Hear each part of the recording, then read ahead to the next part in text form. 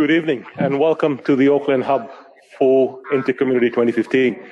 As you can see from the video, we've got a lot of happy people in the Internet Society family, and we seem to travel quite a bit, so it's great to see all that.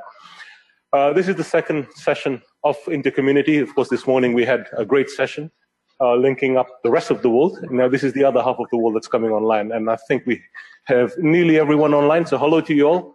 Istanbul, Manila, Geneva, Amsterdam, Nairobi, Hong Kong, and Bangalore. This InterCommunity, earlier this morning I was reflecting that I've been involved with the Internet Society for some 20 odd years now, or just under 20 years now. We've always aspired to do something like this, but we've never really had the opportunity, nor the platform to.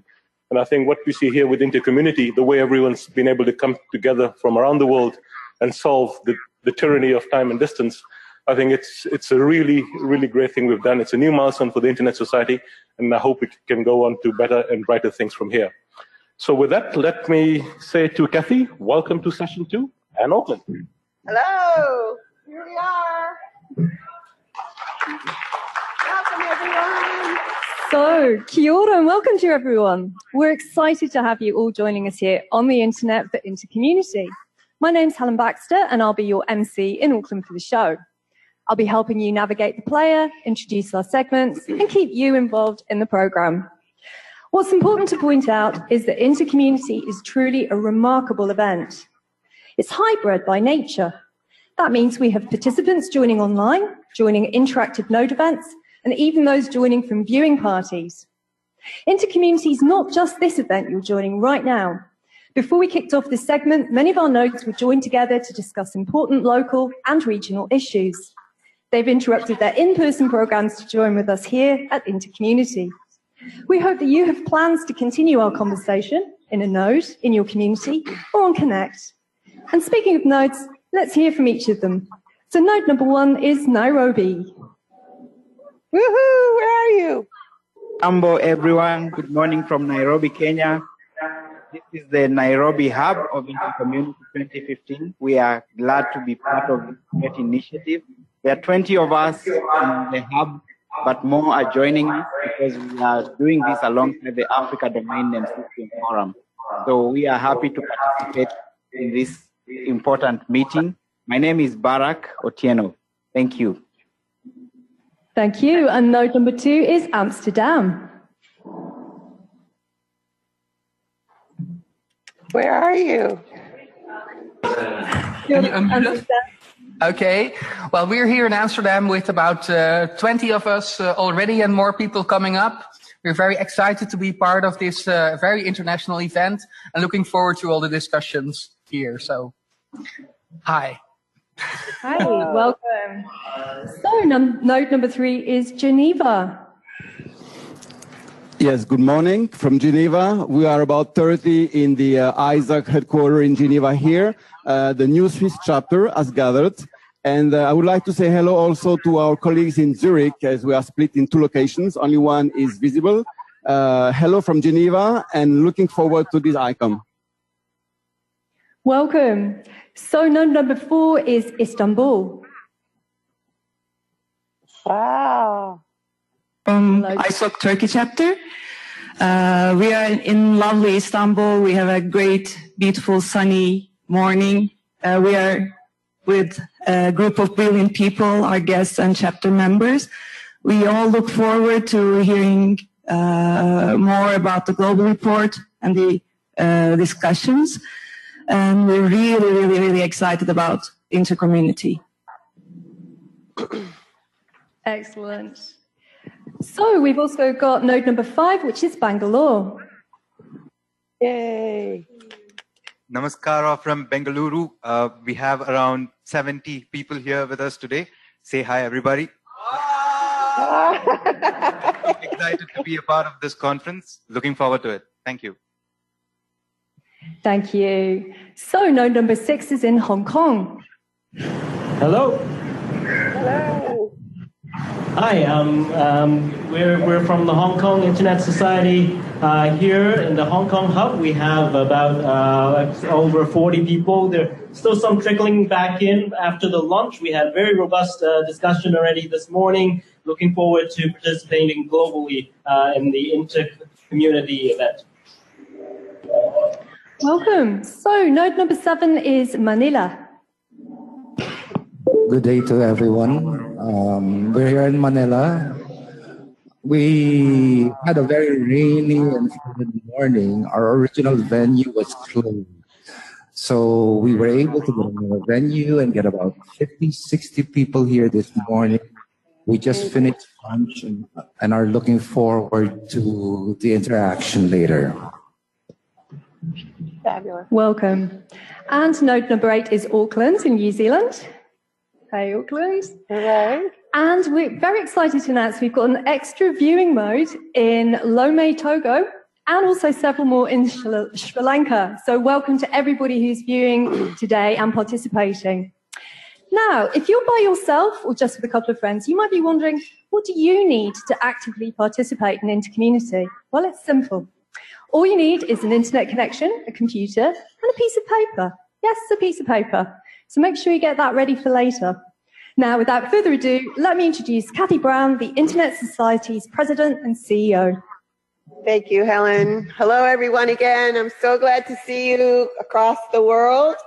Those I can see and those I cannot, I welcome you to InterCommunity 2015.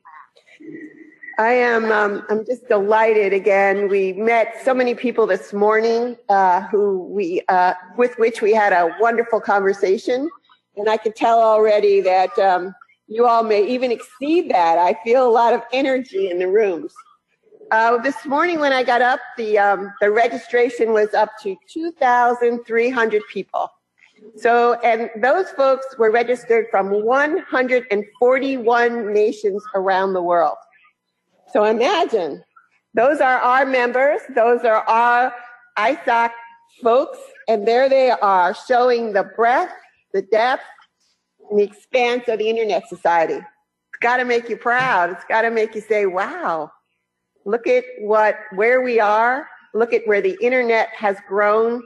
And by the way, look at the challenges we face. Not only the storms that we saw in Manila today, where folks just soldiered on through and got to where they needed to be. But we know that there are our chapters all over the world that are facing challenges that we together have to address, and that we together can address even better than anyone alone. So why are we having this meeting? What is this about? Well, it's the meeting you've asked for. It's the one you keep telling me we should be having, that we need our own place. We need our own space. We need to own our own Internet society, and we need to bring the whole of the global society together so that we can have a dialogue, so that we can get ourselves lined up with each other, and that we know our direction, where we need to go and how we need to get there.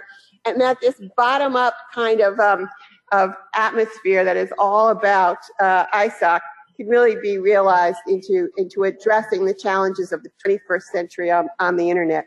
So what are we doing? We are connecting, we're communicating, and we're collaborating.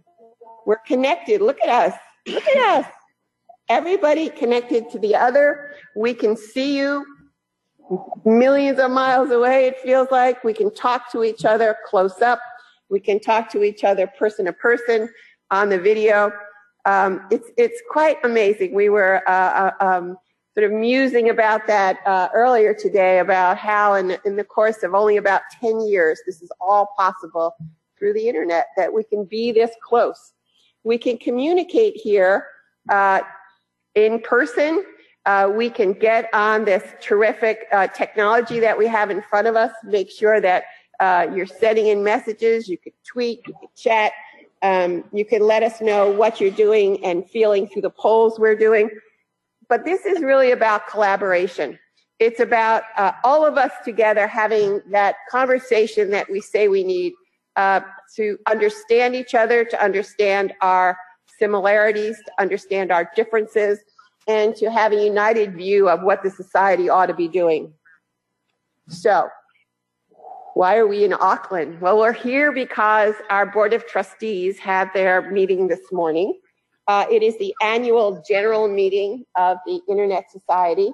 All of our trustees have been here for the last 2 days in meetings where some important news has happened.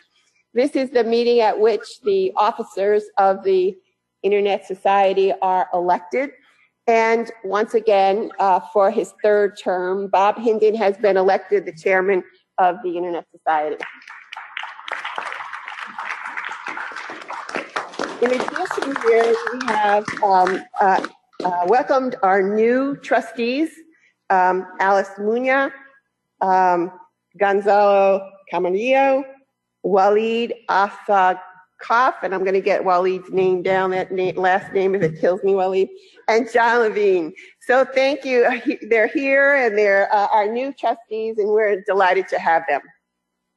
Of course, welcoming new trustees is bittersweet because we must also bid goodbye to 4 other trustees whom we have come to rely on for their deep commitment to our values, to their vision, and to their contribution of time and energy.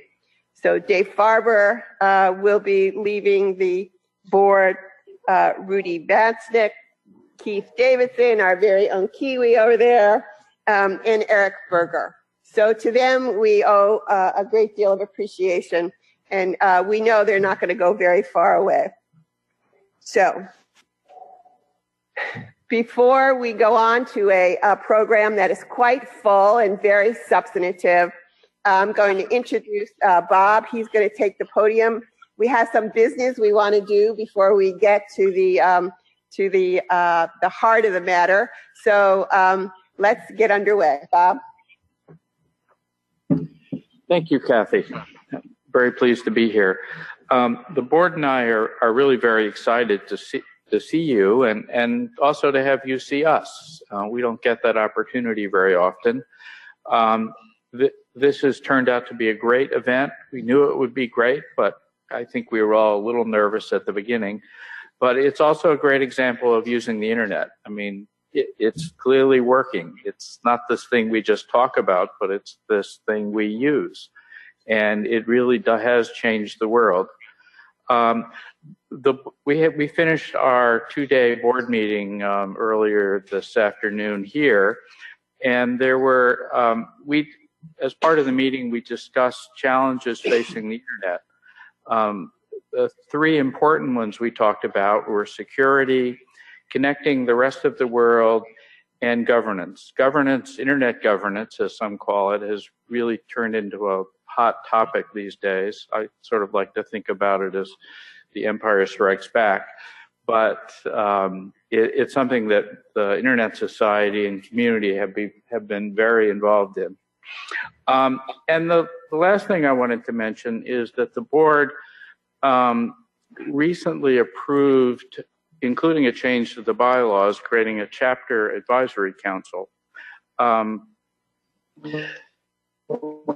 This has been something requested by the chapter community. We think it's a great idea. Now that it's been approved, we're very pleased to see it starting to get going and see the organization steps that are happening. And we think this is a great vehicle to allow chapters to work with each other and to work on important issues that affect them, but so a mix of things that are local and global. And we also strongly suspect that issues that face one chapter also face another chapter in another part of the world, and they probably have lots of things in common, so they can work together for solutions. Thank you. Thanks a lot to Kathy and Bob. Now, while I have your attention again, let me just remind you of some of the important aspects of the player. If you're viewing in from overseas, you can chat to us, you can send your questions and answers, your thoughts, your feedback. If you're on Twitter with scanning the stream, we'd really like to read some of your tweets out later, so use the hashtag icon15, and you can send pictures into mypicture@isoc.org. Now let me introduce our next speakers, Hans-Peter Dietler and Sean Turner. Hi, my name's Sean. I'm really pleased to be here. It's really cool to be able to look up on the big screen over here and see so many familiar faces. One of the things that I think is the greatest strengths of the Internet Society is actually the work that we do at the community, that our community does at the local and regional level, particularly through our chapters.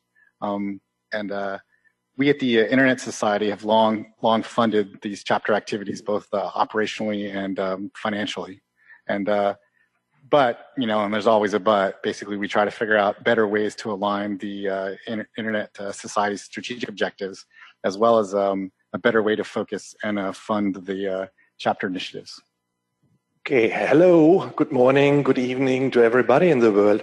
I'm very glad to be a member of the board in a time where the focus shifted a little bit more in the direction of chapters and their work.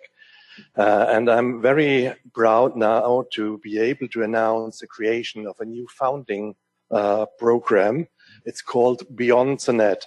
This new program should enable chapters to do more of their local work, to do more of their amazing tasks in their area. The program will enable chapters to do local programs and to do local tasks to change people's lives. Let me now introduce you or invite you to a video that highlights all about the Beyond the Net program.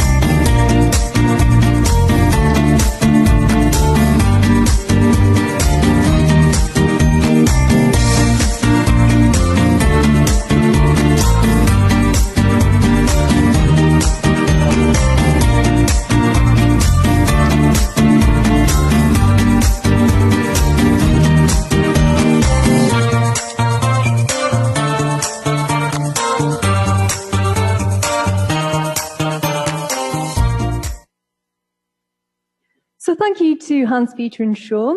And what exciting new addition at the Internet Society. I'm sure everyone out there is thinking of the wonderful projects in their chapters that could benefit from this funding.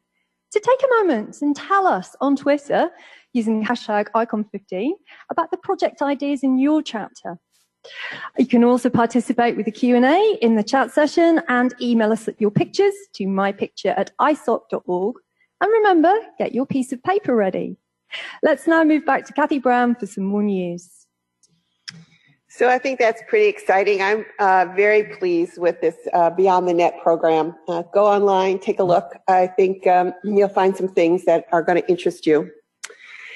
We can't talk about the Internet Society without talking about the IETF, the Internet Engineering Task Force. The Internet Society is the home of the world's premier Internet standards body. The IETF is in our DNA. So today we have the chair, the current chair of the IETF, Jari Jaakko, to talk with us. Hi, my name is Jari Jaakko. I'm the chair of the Internet Engineering Task Force, or the IETF. Our role is to work on the core technologies underlying the Internet. Now, I'm very delighted to join so many people in the InterCommunity 2015. And the ITF, of course, has worked hard on making real-time communications possible over the internet, such as this conference. And I'm very happy to be part of making the world be able to talk to each other. But besides real-time communication, the ITF works also on many other things. We have altogether 128 working groups. Some of the most interesting ones, perhaps, at this time are our work on the web protocols, or the evolution of the web. One of the things that we did earlier this year, we released a new version of the HTTP protocol, version 2. It's an important protocol underlying the web, making the web possible. We worked very hard on improving the privacy of the internet. As you know, that's an important topic as well. We work on enabling the technology underlying the Internet of Things, so that all the devices and objects around you can connect and perform better. And the ITF works over the internet, just like ISOC today. We'd be very happy to have you join our work at www.ietf.org. We also meet 3 times a year. Our next meetings will be in Prague, Yokohama, and Buenos Aires. We're very happy to see many of you there as well. And I also want to take this opportunity to thank ISOC for your work and for your support of the ITF. That support is very important in making our work possible. Thank you. Thanks to Jari, and it's really interesting to see the vital role that the Internet Society plays for the IETF. So let's shift gears a bit. I want to introduce you now to 2 more of our trustees, Gonzalo Camarillo and Desiree Milosevic, to tell us about the Organizational Members Joint Policy Action Team, or JPAT. Thank you, Helen. Very glad to be here. We would like to tell you about an initiative from our Organizational Membership Advisory Council. They have created a new group called JPAT, and I'm going to explain you what that means. JPAT stands for Joint Policy Action Team.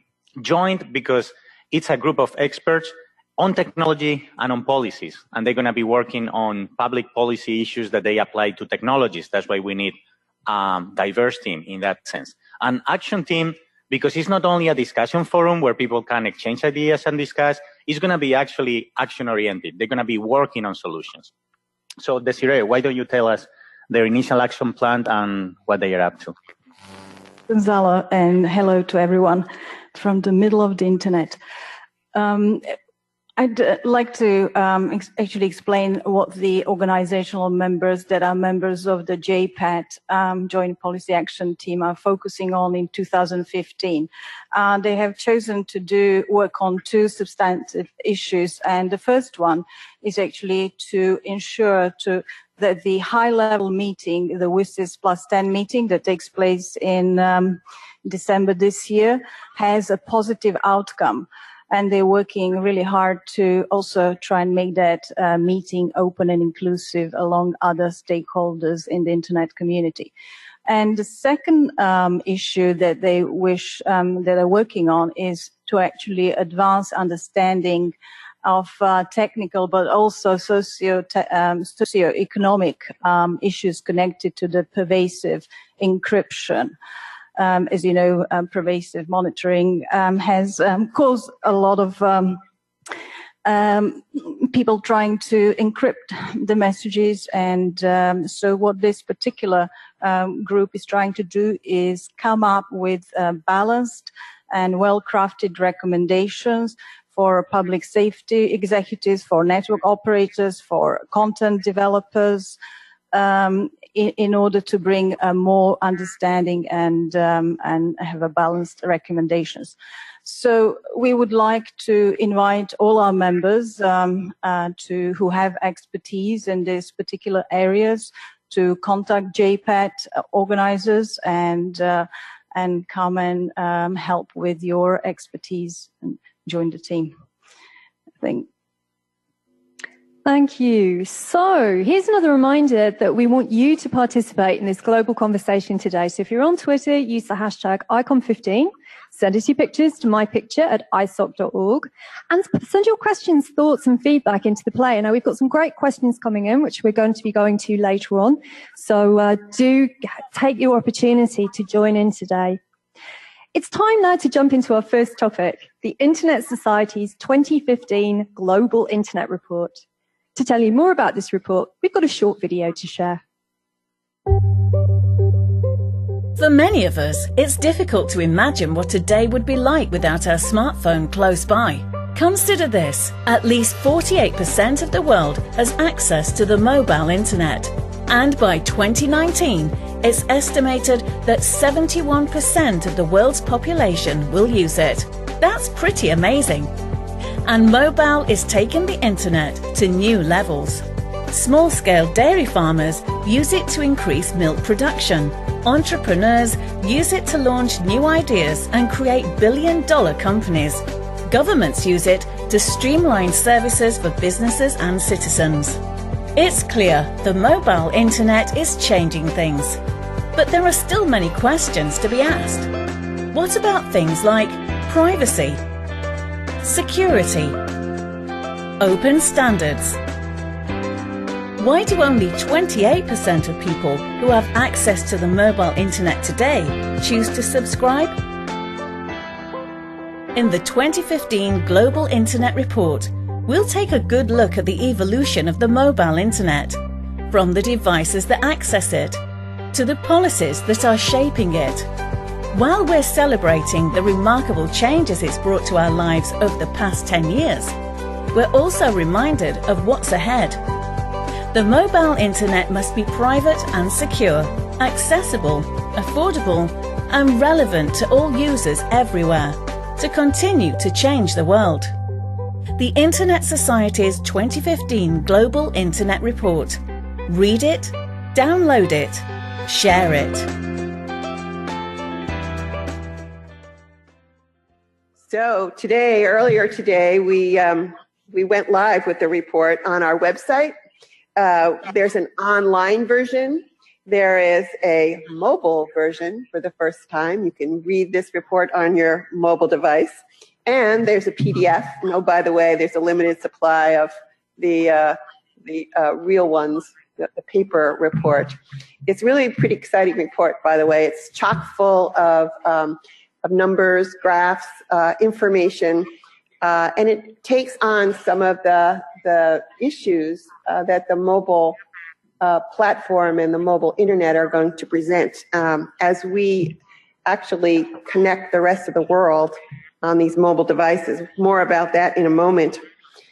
It was amazing when I think about a half hour after this was posted, I started getting emails about it, about 4 a.m. Auckland time, by the way. And here's my favorite review that came in. The person said, "This is the most interesting, simple, and complex at the same time, well-designed, easy-to-read document on this issue." Pretty cool, huh? So Michael Kende, who is the principal author of this, shout out to you. Kudos, buddy. Bob has some things to say here, too. Yes, a few thoughts. The internet continues to grow. There's over 3 billion users today, but there's still 7 billion people on the earth currently. So we have a lot of work to do yet. We're far from being done. I think it's now clear that many of the next billion users, or multiple billion, will use mobile devices to connect to the internet. They'll do it in a different way than many of us have in the past. But there's still a number of barriers to accessing the internet from mobile devices. This includes cost. It includes, appropriate content, or includes in the right language. So there's a number of things that may not be ready today that will need to change in order to add more users. The report looks at these barriers and talks about how to bring the next billion users onto the internet. And Michael Kende is in the Geneva node, and I'd like to see if he would like to say something about the report. Sure, thank you, and thanks for those kind words, Kathy. Just a couple words on it. Really, if you think back to the beginning of this, and there's a timeline at the beginning of the report, the iPhone itself is just 8 years old, and the first app store, the Apple App Store, is turning 7 this Friday. So this stuff is really not that old. And already the adoption has been enormous, as we've been discussing. And now there's a study that shows in the US, more than 50% of people's online time is spent using mobile apps. That's not just on a mobile, that's including all their desktop usage of the internet. More than 50% is using apps. And we don't have studies like that for the rest of the world, but clearly that's probably not unique to the US. People just like using apps. They like the convenience of the mobile phones, and for them, they really prefer to use mobiles. But for others, using the mobiles is more of a necessity. There really are no other choices for how to get online. And really, this is the best way to close the digital divide. So what the report really looks at are the implications of the shift to the mobile internet, of shifting all of our time to the mobile internet. And I'll just touch on a couple topics quickly. We look at the privacy implications. What does it mean if you're carrying a device that knows where you are at every moment and is sharing it with companies that you've probably never heard of before? What does it mean for your security if all of your communications are over wireless channels that can be intercepted as you're moving out and about? What does it mean for competition, the current app environment? Are we really locked into the current platforms that we're using? And as we've been discussing, what does it mean for the digital divide? Will the next billion come online using the mobile internet? And not to give away the ending of the report, but the answer clearly is yes. Bob, you mentioned a few of those challenges, and I know we're going to discuss those more in the next session, which I'm looking forward to. So thanks very much. Back to you. Thank you. So thank you very much to Kathy, Bob and Michael for those comments on the Global Internet Report.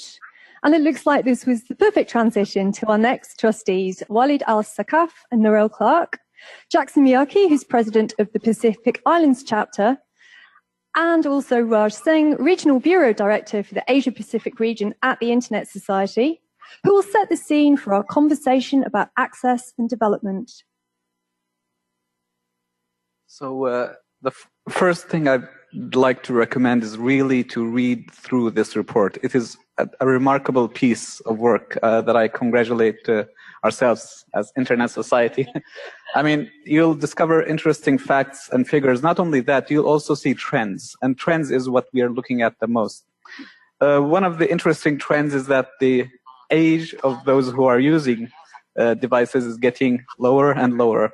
In fact, sometimes I have to I'm annoyed during conferences because I discovered that my 1-year-old kid has just rang me all over from my house. It looks like this is going to be the future.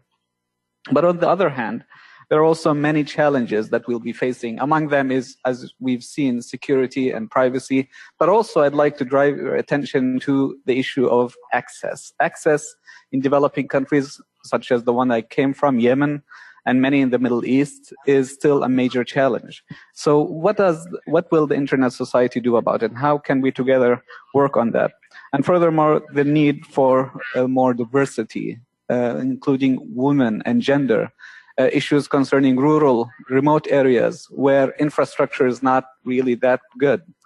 And all of those questions need to be addressed. I'd like to give a shout to my friend Babu from Nepal, from the Nepal chapter, for their work during the disasters, natural disasters, the earthquakes that happened. But then you've seen the Internet Society rise up, chapters all over the world lending a hand, showing that in solidarity we can make a difference, and then grant access to the areas that have been hit the most.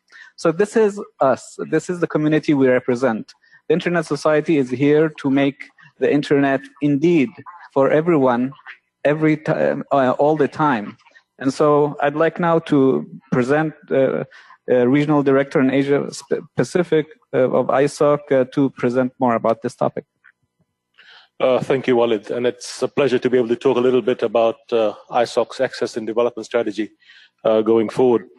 Basically, the overarching objective of our work in this field is development of the Internet and development through the Internet. Now, what does it mean? Development of the Internet, obviously, that's an obvious one. We want to get infrastructure online. We want to get people online. We want to get people connected. But at the same time, we also need to be mindful of the fact that we need to empower people We need to be able to better their economic and social conditions. So it's all about holistic empowerment. It's not just about one aspect of, let's go deploy infrastructure and then we'll see what happens. But it's more about complete empowerment of people around the use of ICTs and the internet. The strategy itself has got three basic pillars. The first one is development of infrastructure. The second is developing communities. And the third one is development of human capacities. And as you would note that out of those three, they're very critical in order to come up with this holistic way of doing things that I mentioned earlier. Development of infrastructure, the first pillar, that probably is what we're most well known for, and we've been doing that historically pretty much ever since ISOC was established in 1992. Over time, we've helped people and countries around the world set up and establish networks.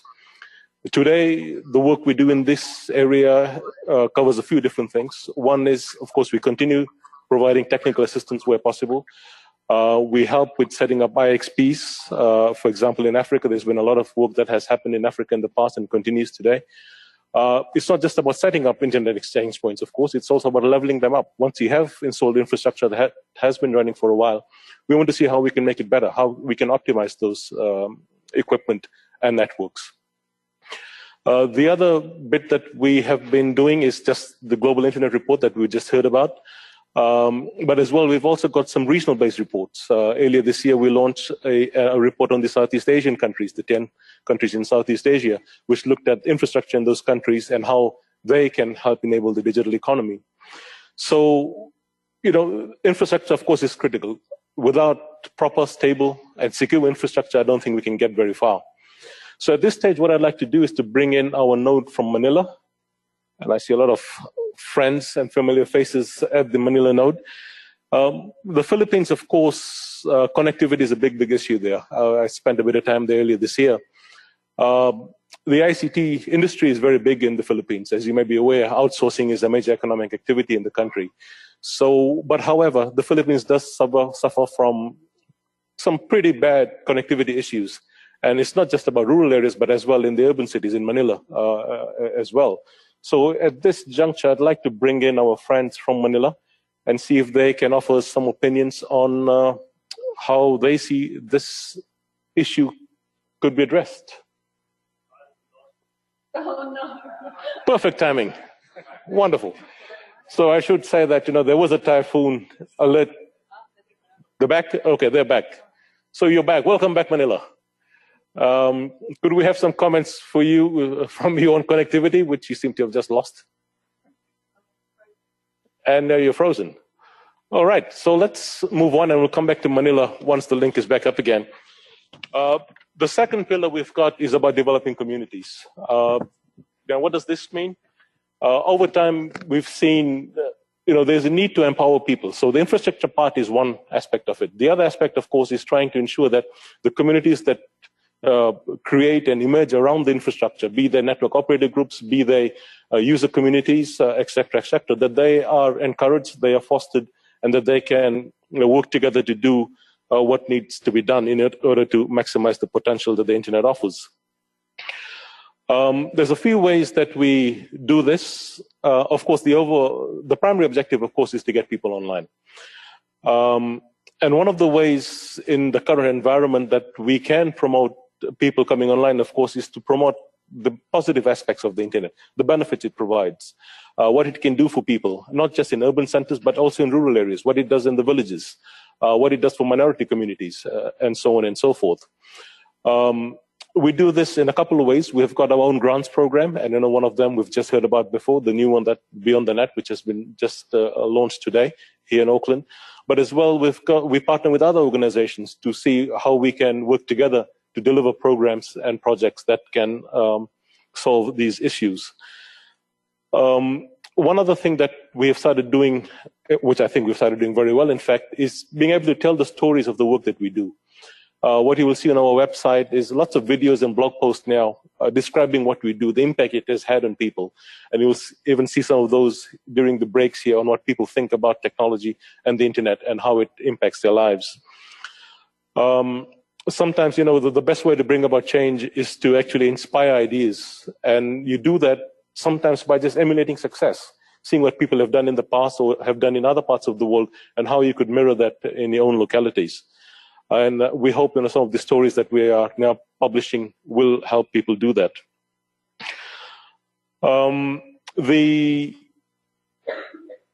It's probably a good time for me now to bring in our Istanbul chapter. I recall during the formation process, one of the things that they were pretty keen on was promoting the positive aspects of the internet and the benefits it provides. So if our friends from Istanbul are online, I'd like them to perhaps provide some comments on what they think of the discussion so far and some comments on that. Merhaba Istanbul. Merhaba Raj, thank you. Ceren now speaking again from ISOC TR. Let me first refer to the global report and say that we really appreciate the global report being focused on mobile internet. And we're particularly interested in the mobile divide and how to overcome that, as it's quite a critical issue here in Turkey. And bridging the divide is also an essential element with regard to building communities, as you already said, is a priority of our chapter. What we have here in Turkey is that we have a great number of mobile phone users with appropriate devices and access to technology. The prices are relatively cheap, and yet we still do not have enough people using mobile internet. Why is this so?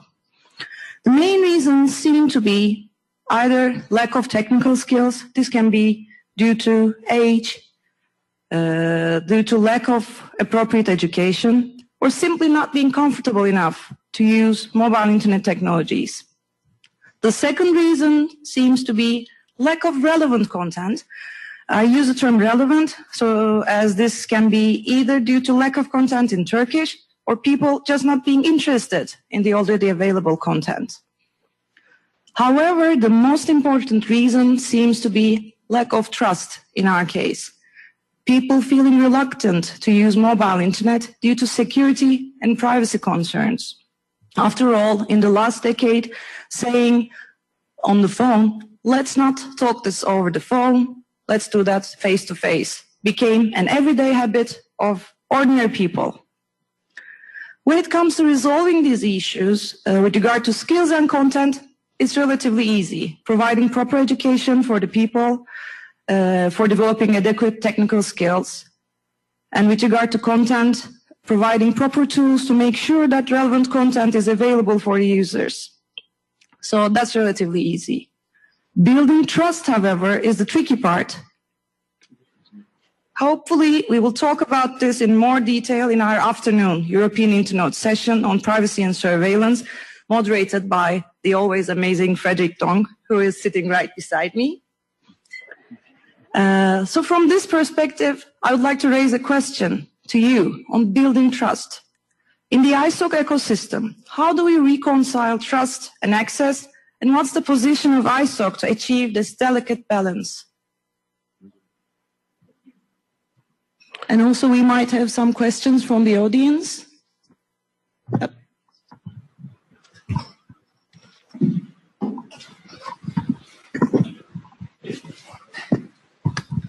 Hi, it's Alana Rayhan from Turkey. Since the beginning of our chapter, we have done a lot of work at local level, but it might not be sufficient at international level. So how can ISOC contribute to put pressure on government, on internet issues, on privacy issues, and freedom of expression internet issues? Thank you. Teşekkür ederim, Istanbul. Thank you for those comments. We will come back and address them shortly. Let me move on to the third pillar, and then we'll come back and discuss some of these questions that have popped up, as well as we'll look at some of our comments on social media. The third pillar, of course, is development of human capacities.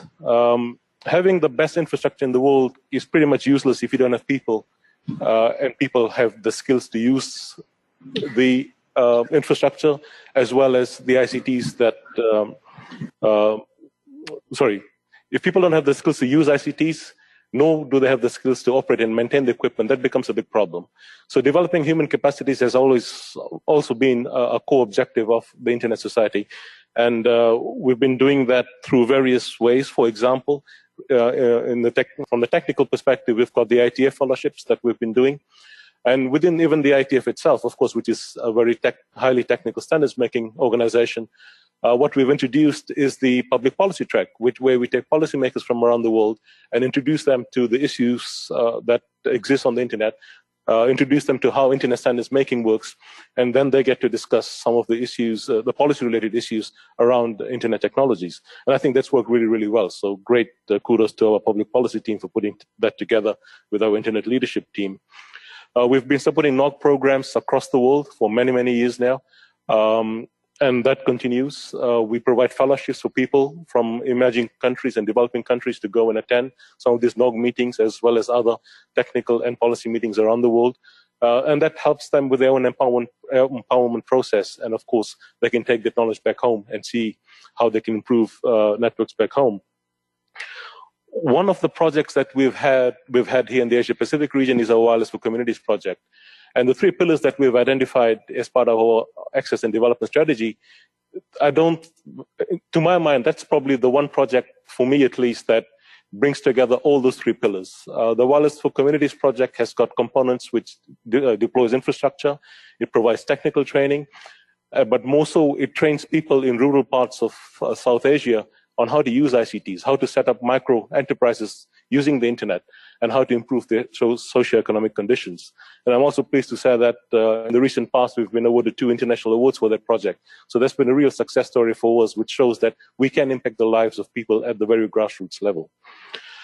At this point, I'd like to bring in my friend Jackson from Vanuatu. He's the chair of the Pacific Islands chapter. And the Pacific Islands, of course, has its own challenges. One of them, of course, is distance and time. It's a big piece of water between 2 major continents. So Jackson, would you like to offer some comments on how you see some of these challenges and how they could be addressed? Thank you, Raj. And also I take this opportunity to thank the chair and also the president of ISOC for supporting us in the recent Category 5 cyclone that hit Vanuatu back in March. And also to our wider ISOC chapter colleagues from all around the world, and also those who are joining us this afternoon.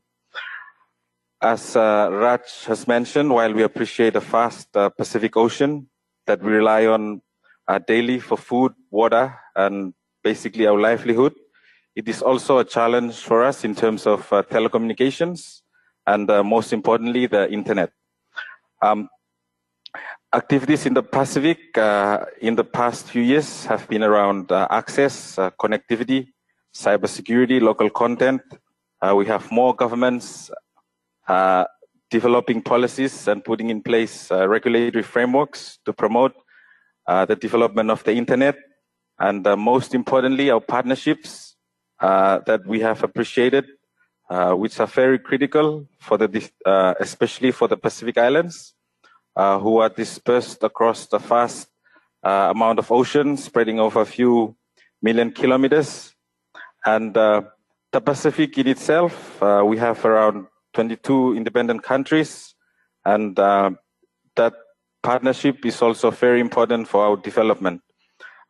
More countries are connecting to submarine cables, high-speed, low-orbit satellites, and embarking on universal access programs to connect schools, health centers, communities, villages, islands, and countries to the internet.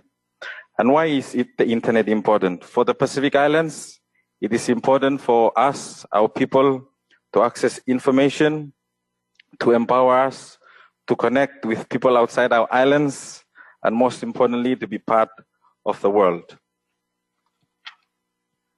Developing human capacities is important, whether it be technical, operation, policy development.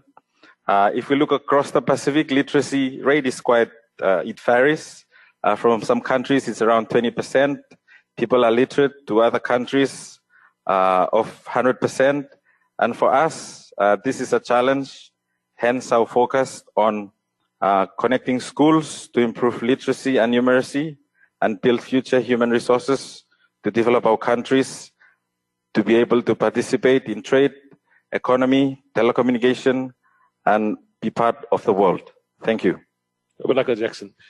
So one of the things I also just wanted to add to that, the comments Jackson has just made, is that there was a recent meeting in the Pacific for all the ICT ministers. And one thing that popped up out of that was that there needs to be greater coordination between countries as well. So, it's great that we talk, we need to do this, this, and that, but there has to be coordination within and between countries as well, which is very important. I'd just like to see and ask our lovely MC if we've got some comments on the social media channels that she would like to read out. Yeah, sure. But it's a little quiet. You're obviously watching and listening at the moment instead of tweeting. So don't forget, we want to hear from you on Icon 15. But I have been reliably informed on the Twitter feed that the Geneva event is rocking, which is great. I'm really glad you're all having so much fun. So keep sending it through. We do also have some questions coming in from the Q&A if you want to take them. Yeah, let's say 2, perhaps, if you could. Yeah. Yep, sure. So both me a second.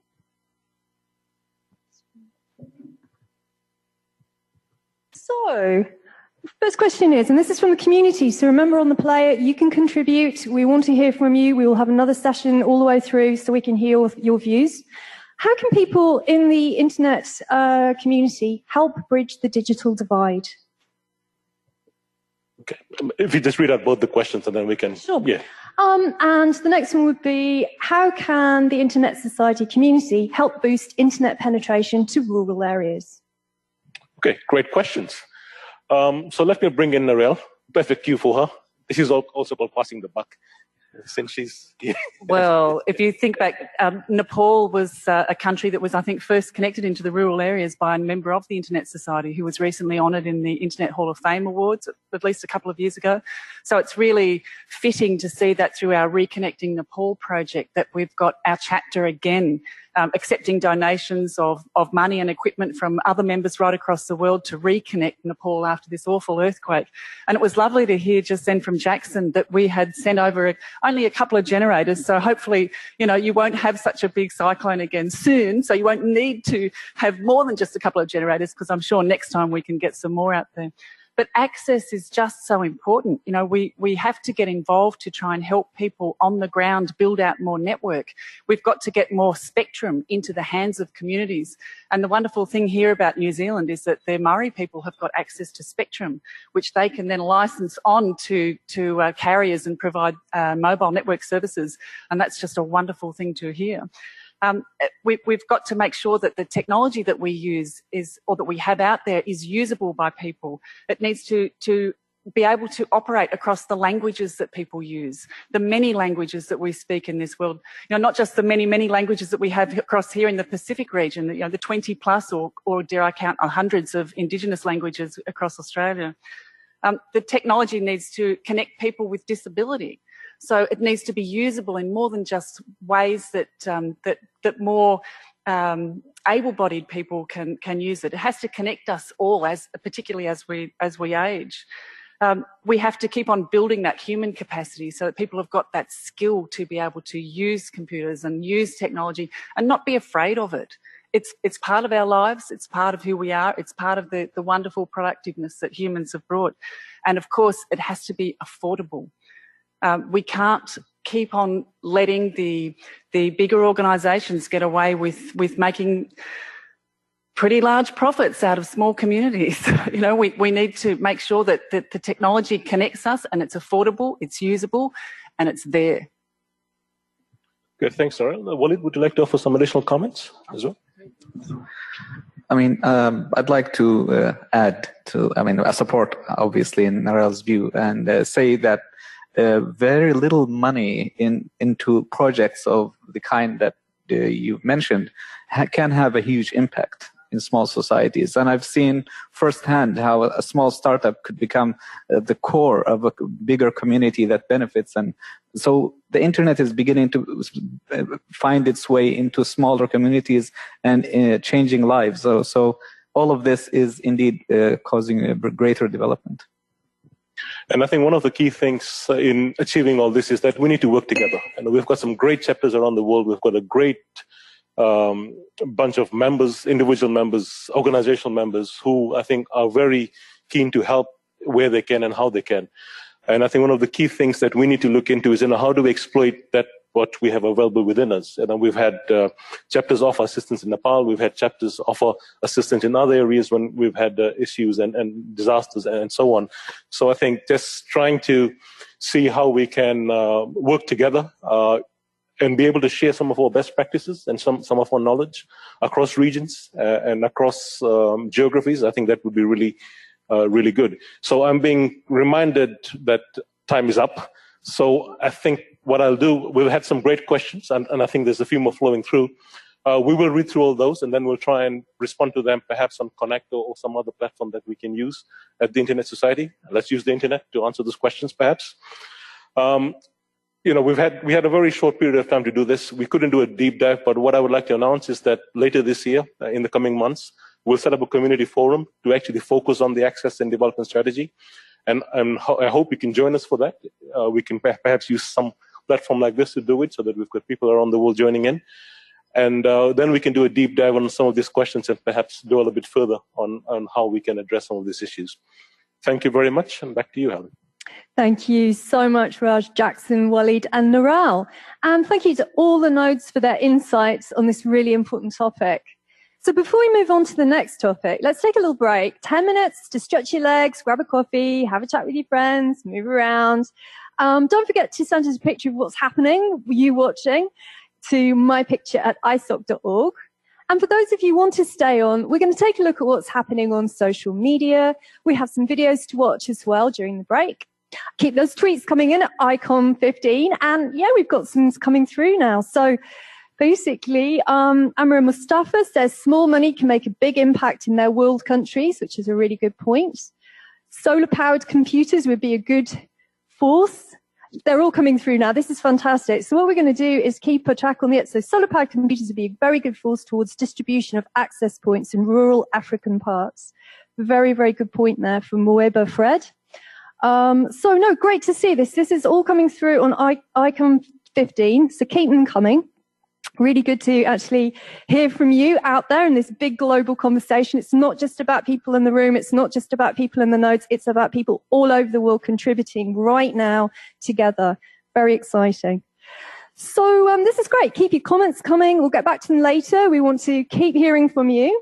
So now we've heard about the Global Internet Report. We've got another video to share with you on it. So let's have a look. It's called the Mobile Leap. It refers to countries that are accessing the internet for the first time and doing so specifically by bypassing landlines. Rather, they're using mobile phones or smart devices like this one to access the net. It gives those countries a mature technology as a starting point. It gives them great possibilities. But does it also provide new challenges for the open internet? I'm here in Geneva, where Tim Berners-Lee invented the World Wide Web a little over 25 years ago. And the reason I'm here is to meet a gentleman called Michael Kendi. He is the chief economist of the Internet Society, but more importantly right now is that Michael is the author of the Global Internet Report. So I want to find out from him what he thinks the major effects of the mobile leap could be to our world.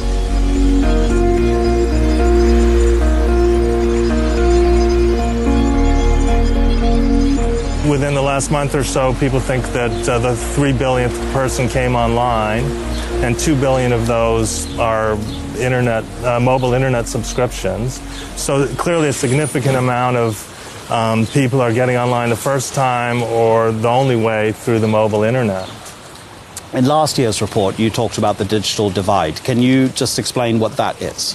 Sure. The digital divide is the difference between people who are online and who aren't online. I mean, and it's an ever-increasing gulf between them, the people who have access and who don't, and that can be within a city, the poor people versus the richer people. That can be within a country, the urban areas versus the more rural areas that have less coverage, and it can be between countries. And here we're in Switzerland, and there's the gulf between Switzerland and Swaziland and other African countries is enormous and needs to be closed.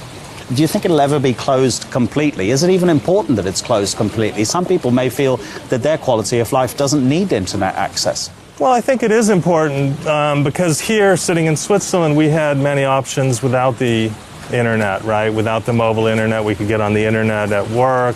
We had great libraries, newspapers, great resources, banking, all of that. But the mobile internet allows people who didn't have access to banks to have access to payment systems, who didn't have access to education to get access to education. So in some ways it is very important because of the opportunities to leapfrog not just the technology but the services.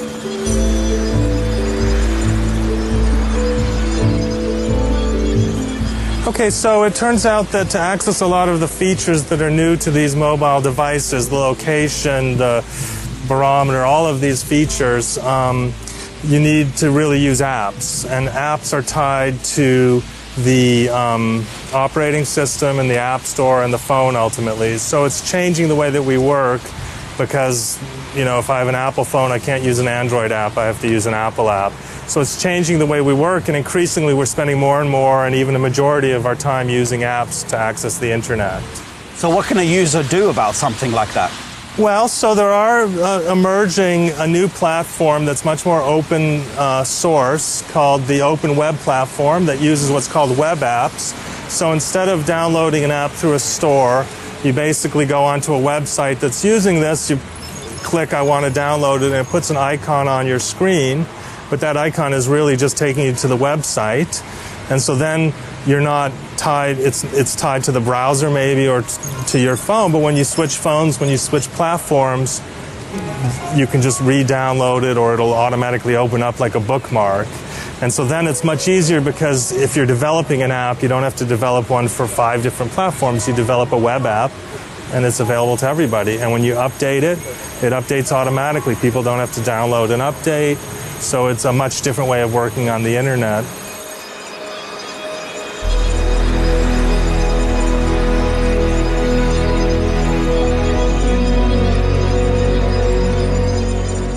Mobile phones and mobile internet are overtaking, becoming the dominant way people are getting online in the developing countries. But it's not just the phones and the internet service, or the internet access, it's the services that are leapfrogging too. So they're providing some people's first access to banking, first access to education.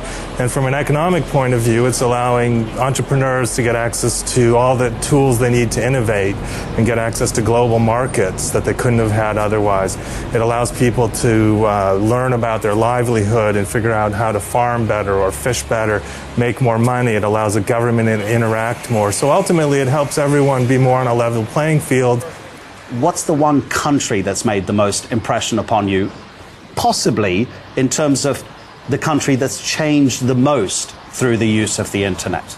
I think there's two. I've done a lot of work in Singapore, and they're so far advanced that you can see all of the cutting-edge possibilities. The government makes sure that the banks, everyone has the most up-to-date technology. So that's really interesting to see the leading edge. I think the other one that really has that impact on me is Kenya.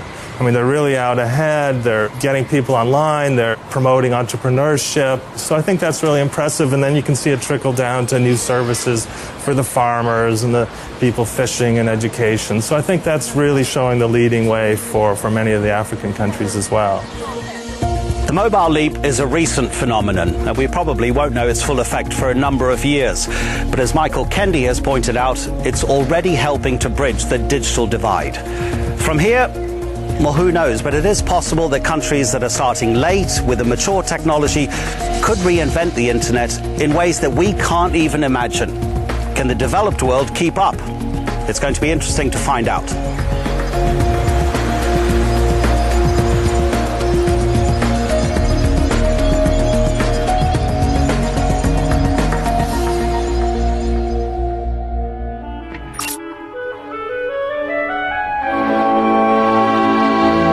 The next topic in hand. In Auckland, we have Alice Munir and Hiroshi Isaki. And also we're going to Constance Beaumelier, Senior Director of Global Public Policy, who's joining us from Amsterdam to address the issue of collaborative governance. And good morning, good afternoon, everyone. We're here in Amsterdam with the local chapter and to introduce a very important topic, collaborative governance. I'm going to say a few words of introduction and maybe have some of the participants here react, raise a few questions before we move to two other nodes, Bangalore and Geneva, And of course, for this important discussion, we have two important trustees with us today, Alice Munya and Hiroshi Izaki. Before we dive into the substance of the discussion, I would like to emphasize the very unique and important role the Internet Society has had in Internet governance discussions. And I think this is due to its staff, expertise of staff, of course, but more importantly, because of our multi-stakeholder membership. There is no other international organization, there is no other trade association, there is no international civil society organization who has the privilege of developing its policy, its governance positions with the collaboration of hundreds of chapters and 71,000 members. This truly gives ISOC a unique voice and a lot of political weight. So ISOC's voice in Internet governance discussions clearly counts. Earlier this year, we conducted a survey on Internet governance. It attracted over 850 participants, and the goal of this consultation was not only to identify the critical challenges, the policy challenges, the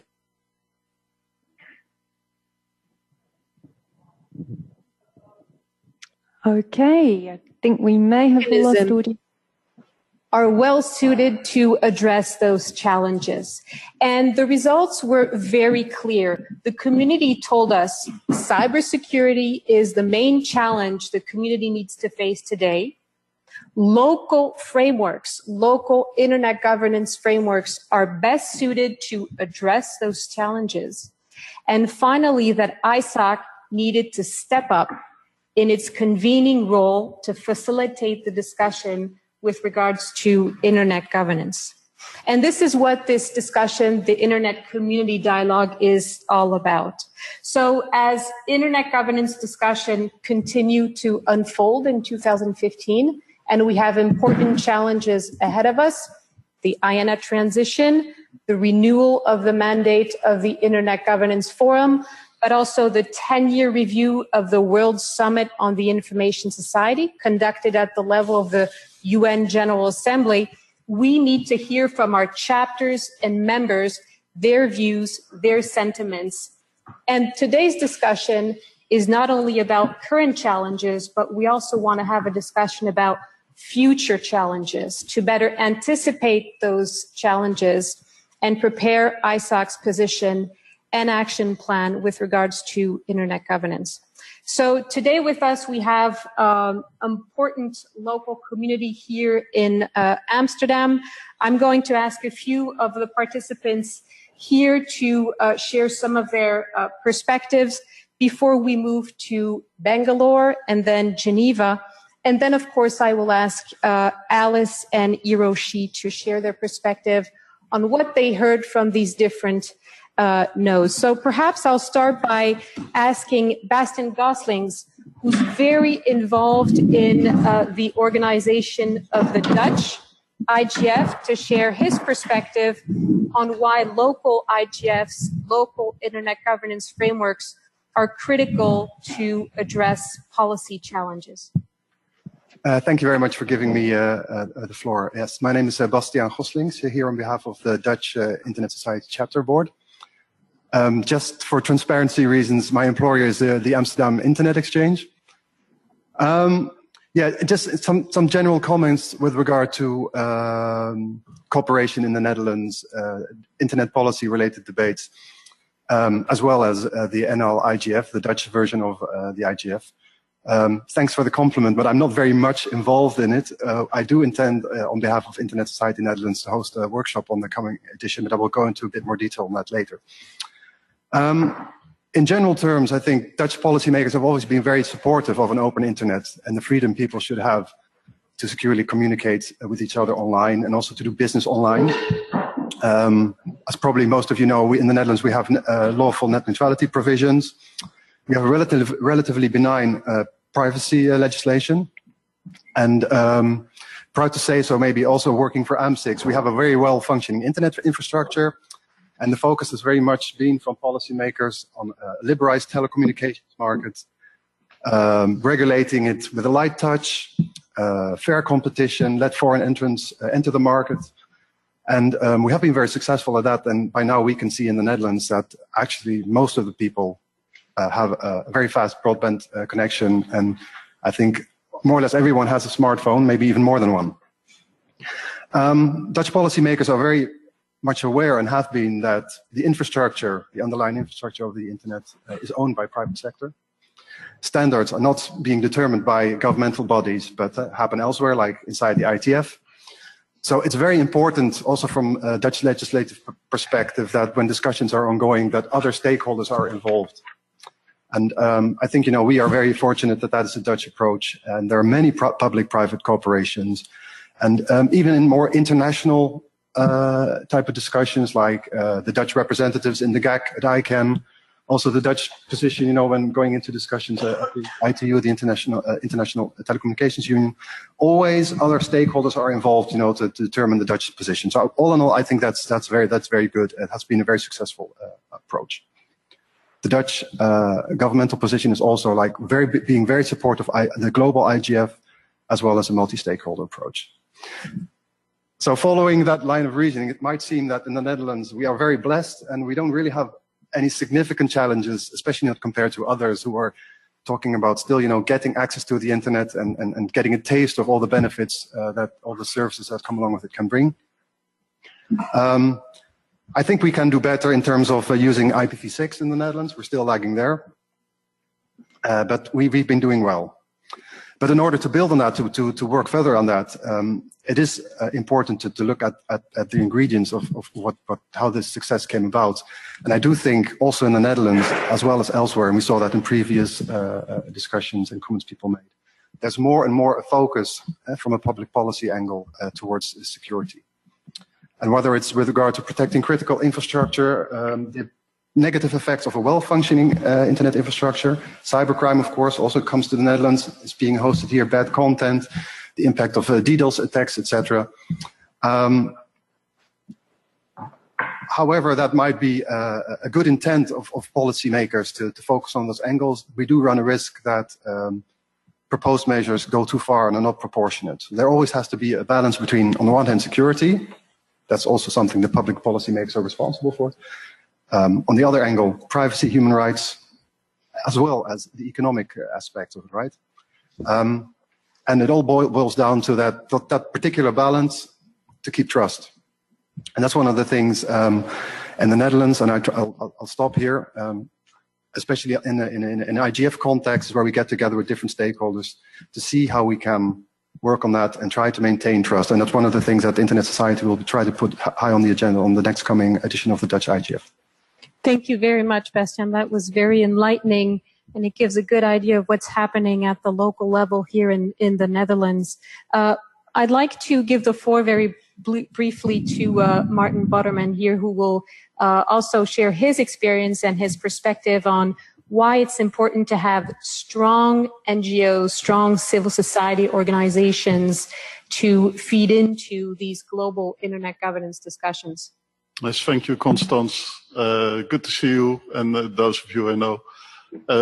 I'm the chairman of the Public Interest Registry, which stands for the .org domain, as you may know.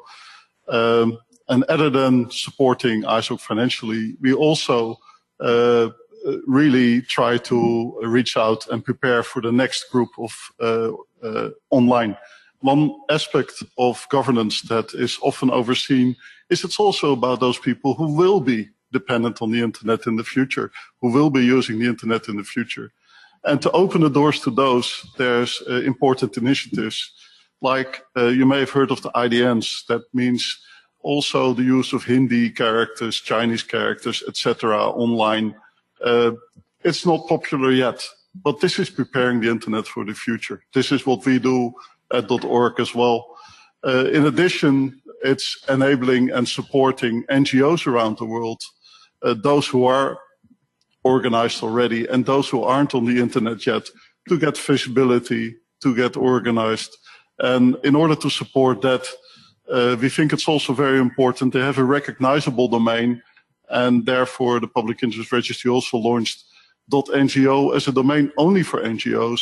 So there's a little bit of extra trust that those websites are really representing NGOs in the world, give extra credibility in that way, enable to their credentials in contributing to global development, including global development of the internet. So I'd like to leave it at that. Thank you very much, Martin. And now I'd like to turn to some of our notes before we ask the trustees to react to what they've heard. Perhaps we can start with Bangalore. In 2 to 5 years, some of the questions we need to think about now. What will the internet governance landscape look like? What are the policy issues we need to prepare for? Bangalore, please. I'm Suhas from Internet Society Bangalore, and we've had a fantastic panel discussion prior to this event discussing about collaborative governance and sensitive topics like net neutrality and digital equality and better and an inclusive internet. And I'm going to read out the summary of the panel that we had earlier. Do we need a better and a well-defined policy framework? And what involves in deciding a better policy framework? What is the correct definition of governance and digital equality? India is not only a predominantly wireless market today, but it's also the most crowded wireless market, and the spectrum is not an infinite resource. So governance and digital equality depends on the capacity of the backbone, which is quite important. We must be driven by public interest on sensitive issues like net neutrality and strive to prevent market abuse. Internet in India hasn't graduated yet. That is to say that we have more than 50,000 to 60,000 villages in India that do not even have basic telecommunication services, that do not even have access to the basic telephone yet. And our policy is in 1990, whereas our technology is moving to 2020. How much of regulation should exist over the operation of telecommunication over telcos? And we need to embrace the fact that our panelists have rightly said, internet is now a social condition. We are a part of it, and it is a part of us, and it's a part of our lives. And we have to understand that it's now almost biological to stay connected always. And keeping these things in mind, we have to keep an open mind for a better and an inclusive internet. And the best policy framework for it and the best support structure to it should be well defined. That's the summary we had of the panel discussion at Bangalore earlier. The complete highlights of the discussion is also on our Twitter wall. Urge you to go. And we are all excited to be part of this great discussion. Thank you. Thank you so much, Bangalore, for those comments and useful insights. We see from Amsterdam to Bangalore that the priorities are a little different, of course. And now I'd like to move to Geneva to have their perspective, their comments before we ask Alice and Hiroshi to react. Geneva, the floor is yours. Thanks. Actually, in Switzerland, we have quite favorable conditions, I think comparable with our friends in the Netherlands. And as it was mentioned before by our Dutch colleagues, national IGFs became a very important framework for internet governance-related discourse and activities. And in Switzerland, 2 months ago, we relaunched the Swiss IGF, which was a collaborative effort among various stakeholder groups.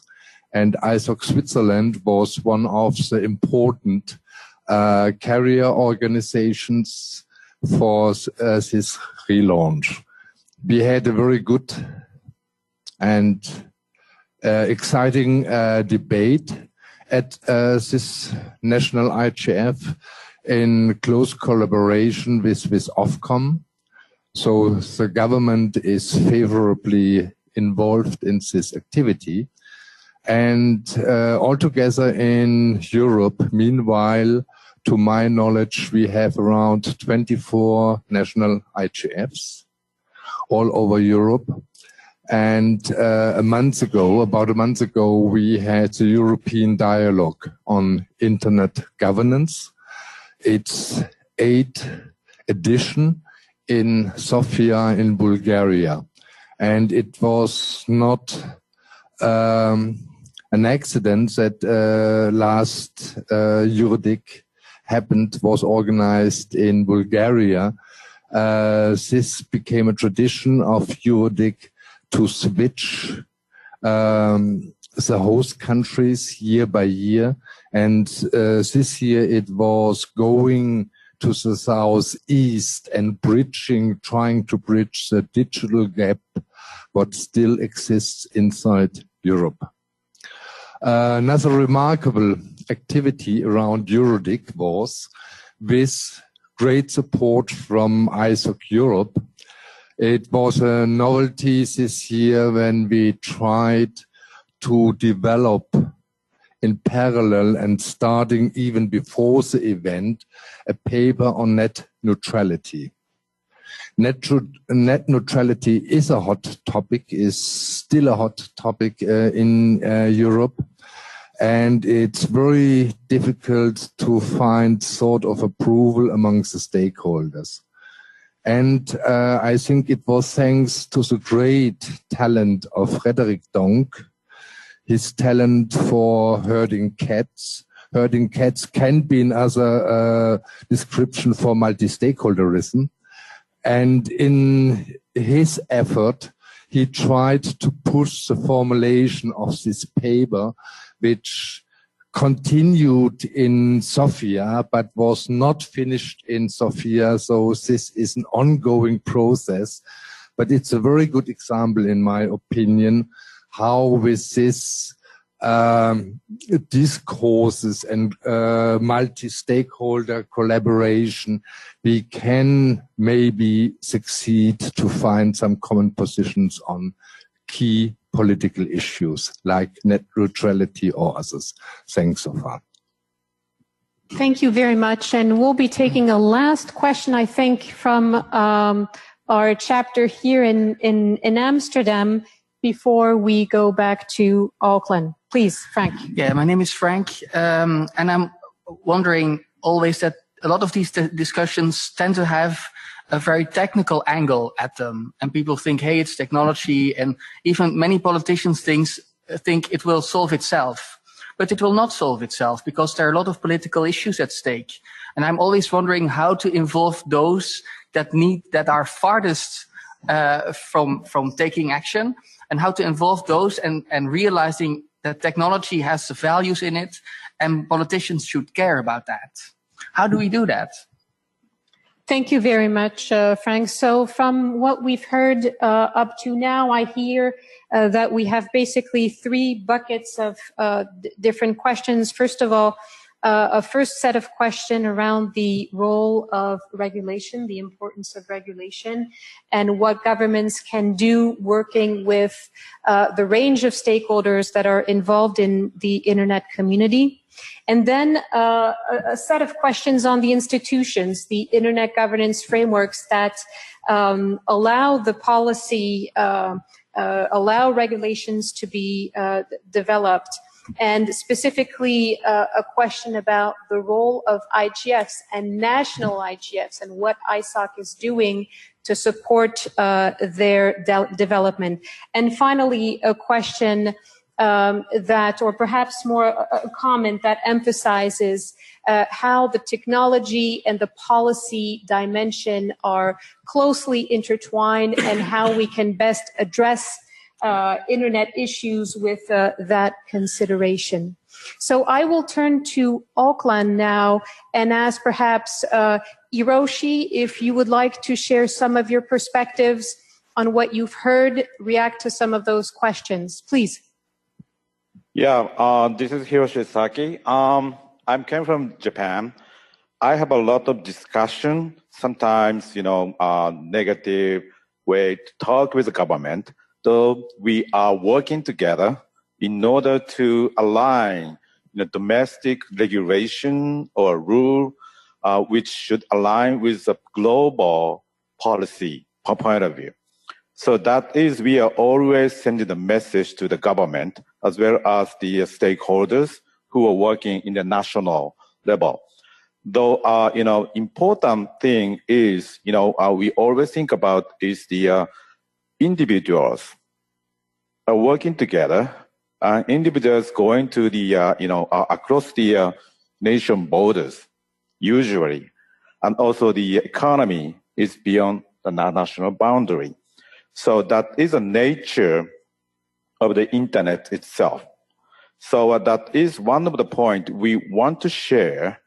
We are the member who are sharing the global infrastructure, though physical network or system is locally managed and established and running. So that is the basic point, one of the first basic point of the internet itself.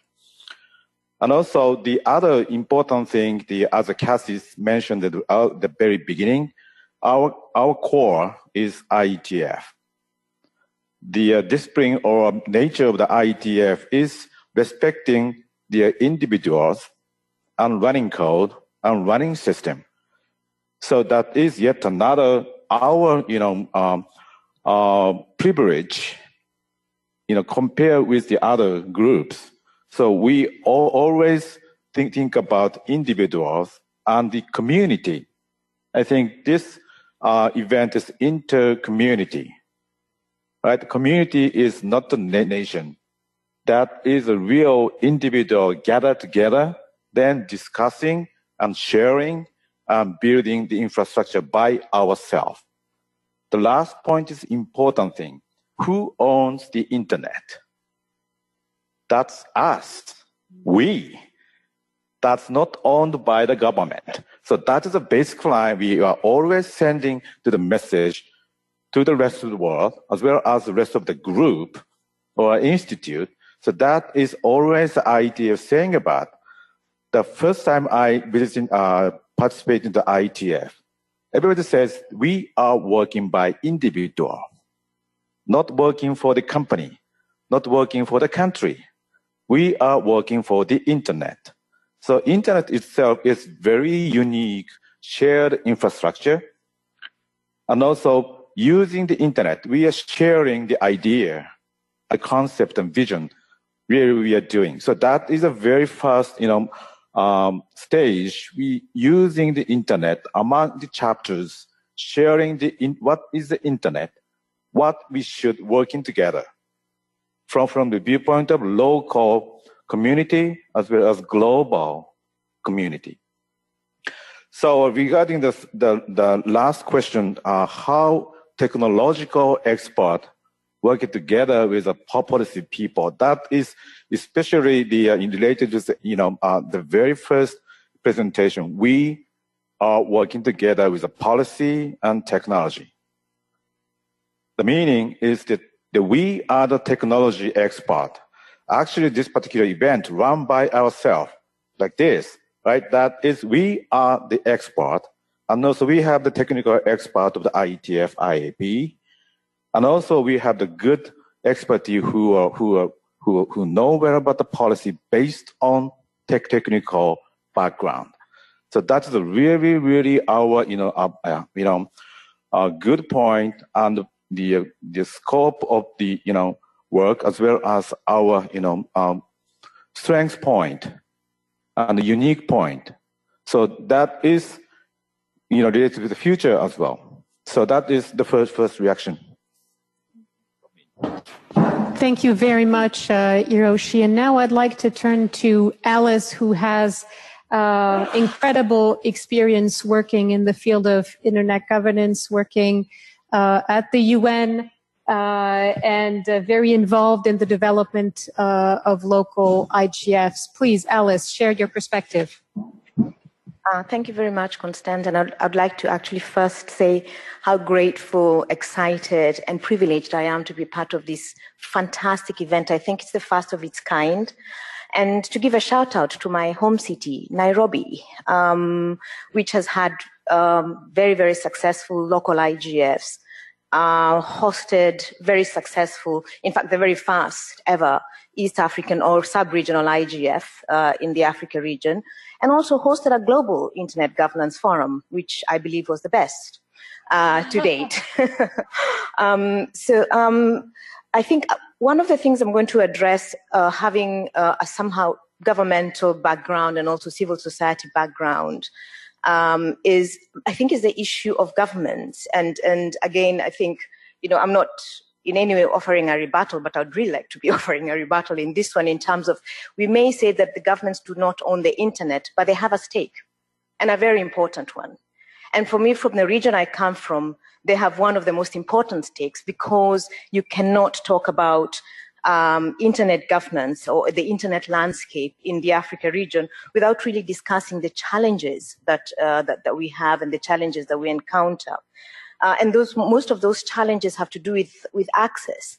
And because of the challenges of access that we have, it creates additional challenges in terms of meaningful and efficient engagement in internet governance, or in collaborative governance, as we are calling it. So in terms of just offering a way of how we would address this, is to, I think, take governments as a very serious stakeholder and perhaps encourage them, strengthen them in any way. I think through our ISOC chapters, they're very good in collaborating with governments at the national level, because I really truly believe that the multi-stakeholder approach, or the collaborative governance approach, works best at the national level, because that's where it really does make sense. That's where you're able to bring all the stakeholders together. And also taking into consideration that the current IGF itself has a weakness in terms of it's not a decision-making body. So it's at the national level that you really are able to see perhaps some level of resource, or perhaps we're even able to take this internet governance or collaborative governance discussion forward. And so it's encouraging governments to discuss these really sensitive issues very frankly, because I tend to think, especially, for example, to do with security and surveillance, human rights as well, because I tend to think it's at that level that we can begin to form a policy. And as well as encouraging governments, taking into consideration that this new way of governance is actually a challenge. And it's a challenge, and there's the tension between the old way of governance and the new way of governance, the collaborative governance. And so it's encouraging governments, intergovernmental organizations to welcome and place all the other stakeholders on a level playing field, so that we can develop policies together, and we can develop infrastructure together, and we can deal with some of the very critical internet governance issues collaboratively. And some of them have to do with, I agree with the Bangalore node, to do with access and cost, cybersecurity, and on the other hand, the issue of privacy. The issue of net neutrality, while very, very important, hasn't actually began to be discussed at the same level as it is being discussed in Europe and other parts of the world. And then engaging, I wanted to mention something about the current, what we can do to shape the future of internet governance. And I think it's to think very seriously about the dysfunction between the states and markets, for example, in my region, and how we deal with that in terms of the numerous challenges that those provide in terms of competition, investment, and access. And then also to take into consideration that the current industry-led bottom-up approach that is used to expand the internet globally has not really gotten root in some of our regions. So it doesn't really exist in the same way that it does in other regions. And so we may want, as the Internet Society, to put a little bit more effort there in ensuring that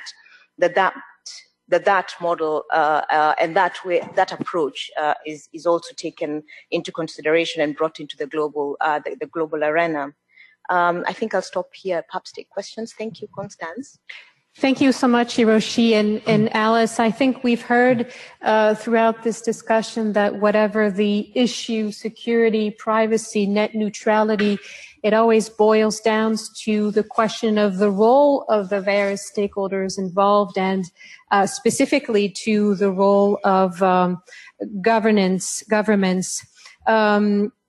Based on what we heard in the consultation, the Internet Governance consultation ISOC conducted in March, and the clear call for ISOC to step up in a convening role with regards to Internet governance policy discussions, we will be continuing these dialogues through webinars, through additional surveys, through community forums with chapters and members.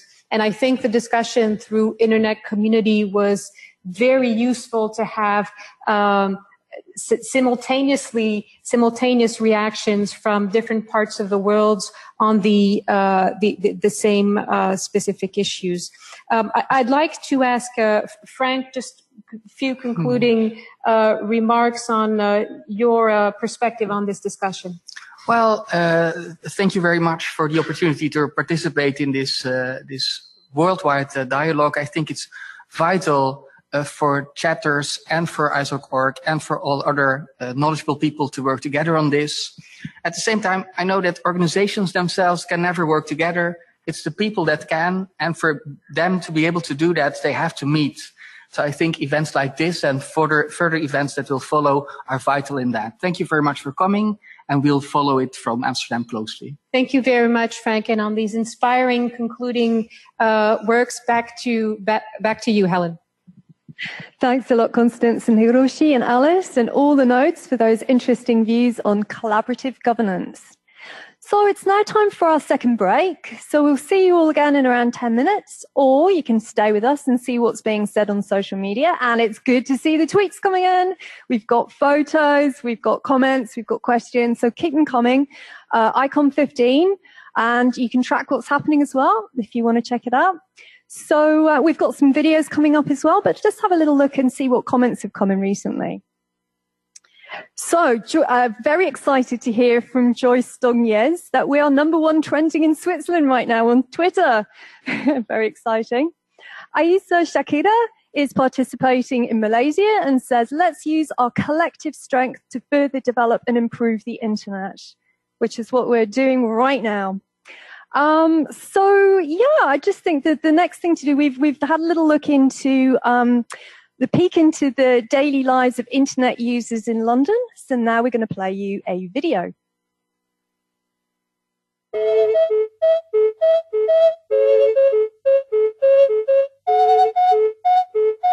So I'm Stephanie.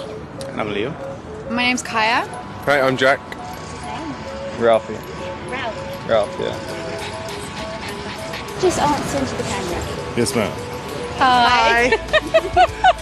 Remember life before the internet? Yeah, I remember having to phone my friends on their landlines, and it's been something that, you know, going back 10 years ago, you wouldn't have had the luxury of. I remember the dial-up internet, that noise that you get, and you'll be like, yeah, it's gonna take an hour to get an email. I remember when I was a kid, I didn't have a phone or internet, so I survived there, but you've been doing everything by yellow pages or trying to call around. You had to sit there by the machine and send out about 50 faxes. The internet has made the world a lot smaller, put it that way. My dad actually used the internet for dating. It connects us in a way the telephone wouldn't. I think as does my mum. It makes staying in touch with people a lot easier. He was back in France, and then I went back to Italy.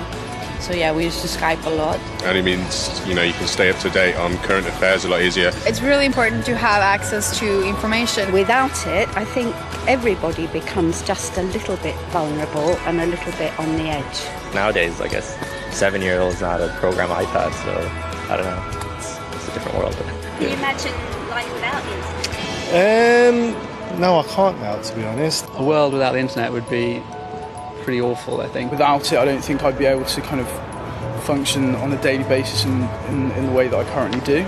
Just having that amount of information at your fingertips all the time, not having that anymore, I think it would just make life so difficult. What else? Send the pigeon again, or things like that. Buses. Oh yeah, we got a bus timetable app, which is really sad.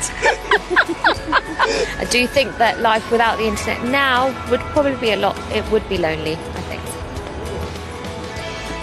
Definitely Couldn't not. live without it, I don't think. No, I think I'd go crazy. Yeah.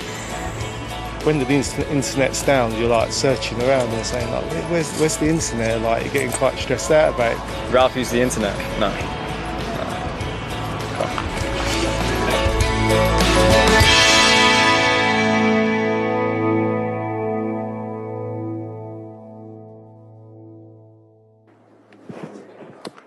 All right, so delighted to come to you back from the Geneva break. We'll have a little bit of a different break this time. I'd like to acknowledge some of the things that have been said on Twitter and some of the things that have been coming in on the platform, but also in recent conversations that I've had here with my neighbor. We were almost disturbed by technology not being able to have a proper conversation, but Alberto Pace and myself had a really nice little exchange in the past coffee break. And he was telling me that from CERN's perspective, it's really important to see that the internet is well looked after. And I think as some of the things we just saw in the video, people in London care about the internet. They talk about it as if it's their baby. And I think if we start using baby language that we really care about, we will start making the internet much more sensible and sensitive. Because one of the things that I've experienced within the internet society, terrific work going on. Sometimes, like Frank was saying, it's a bit technical or political. But isn't it really that we now have a basic need? We've developed a basic need for having internet. And it's those that are furthest away from that technical and internet governance discussion. How do we get them into what we need to do? And I'd like to address some of the things that have been coming in on Twitter here in the panel just during this break to reflect on that. So I saw a notice here from, let me just quickly scroll back because this is going so quickly. Michael Oglia saying, internet ownership and development, wishful thinking, won't get us anywhere. Serious barriers awfully impede this. The issue of net neutrality, while very, very important, hasn't actually begun in developing nations, according to Shurdeep from Nepal. Across the community with chapters, organization, and other stakeholders, it's really, really important to also get some of the roaming costs down that are, hampering us from communicating with our loved ones, according to a message that was just shared here by Narelle on the Twitter feed. So keep sharing what would happen in your life if the internet would no longer be there on the Twitter feed and here in the chat box, and we'll share those informations back with the trending topics or whether it's within our platform. I think that's really critical. Here in the Geneva node, I see a lot of people on their mobiles. They're starting to add the things, but let's also have good people-to-people conversations about what we're doing. I think this event is pretty phenomenal, to be fairly honest. When we first conceived this and when this was being thought about, we looked at 15 different stakeholders and their perspective on how this event could create value for them. And events create value through one mechanism, and that's through change of behavior.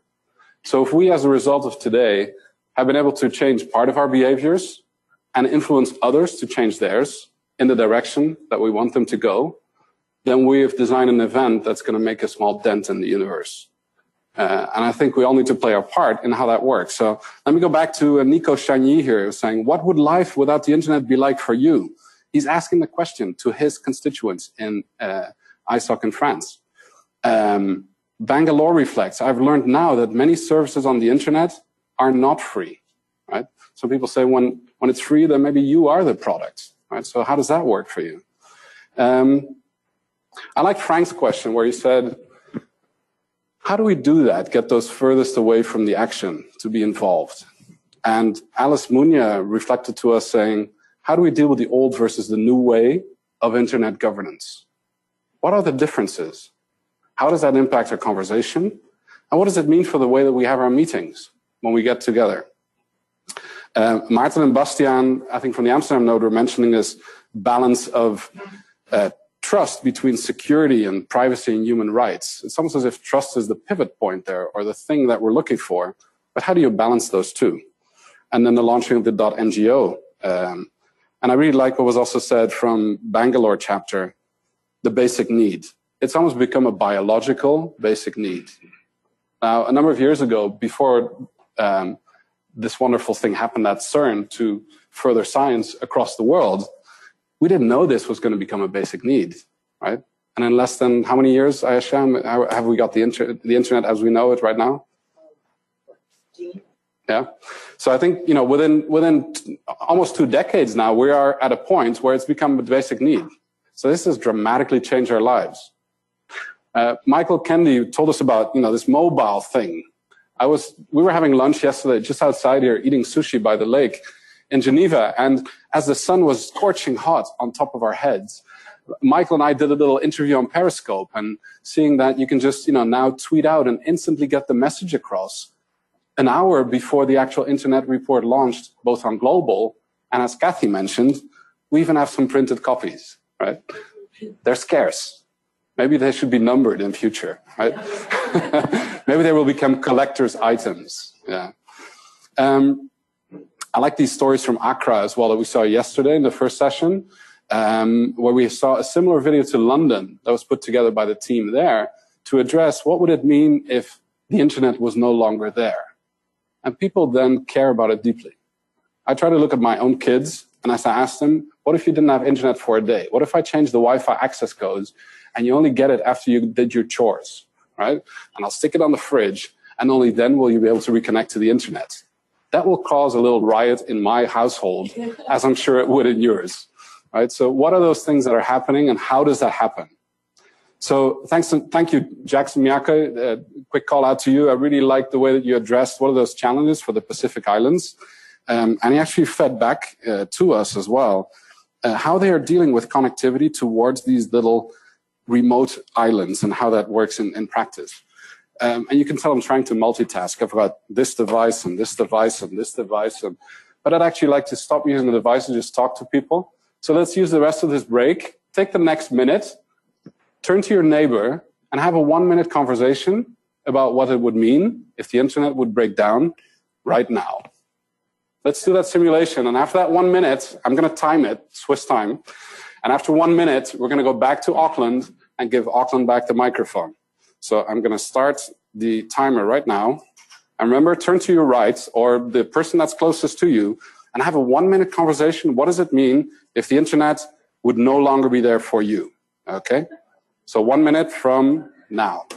So we're at the end of our break. So on to the next speaker, who's Olaf Kolkman, the Chief Internet Technology Officer, who'll be joining us from Nairobi, Kenya, where we currently have the DNS Forum taking place. Olaf has prepared a very dynamic and energetic presentation in Peshakusha format to introduce the topic of collaborative security. What is Peshakusha? It means chit-chat in Japanese. So we'll take you through 20 slides, 20 seconds each. Let's take a look.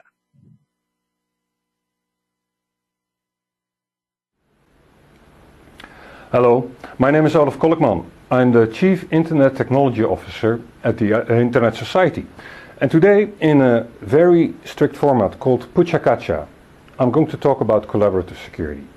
20 images, 20 seconds each, about the Internet Society's approach to cybersecurity. When you look at the news, it's clear. Cybersecurity, that's a mess. Hacks, phishing attacks, botnets, viruses, pervasive monitoring. Because we're all potential victims ourselves, we seem to lose trust in the internet. The solution seems very easy, just fix security. But that's like saying fix economy. An economy is a complex system in which everything depends on everything, where you don't know whether you should do monetary policy, labor laws, housing subsidies, central banking, all of the above. Just like economy, there's no single solution to fixing security. So let's look at the open internet again.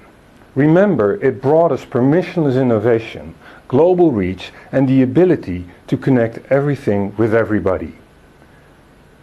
Its properties brought us social and economic opportunities. But technology is amoral. So the open internet is also open for the malevolent. A developer of a botnet has the same opportunities as a developer of a cool bit of open source software.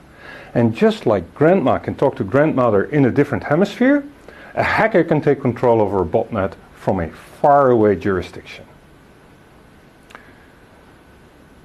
Now, let's separate security of Internet as a system and security in a highly interconnected world.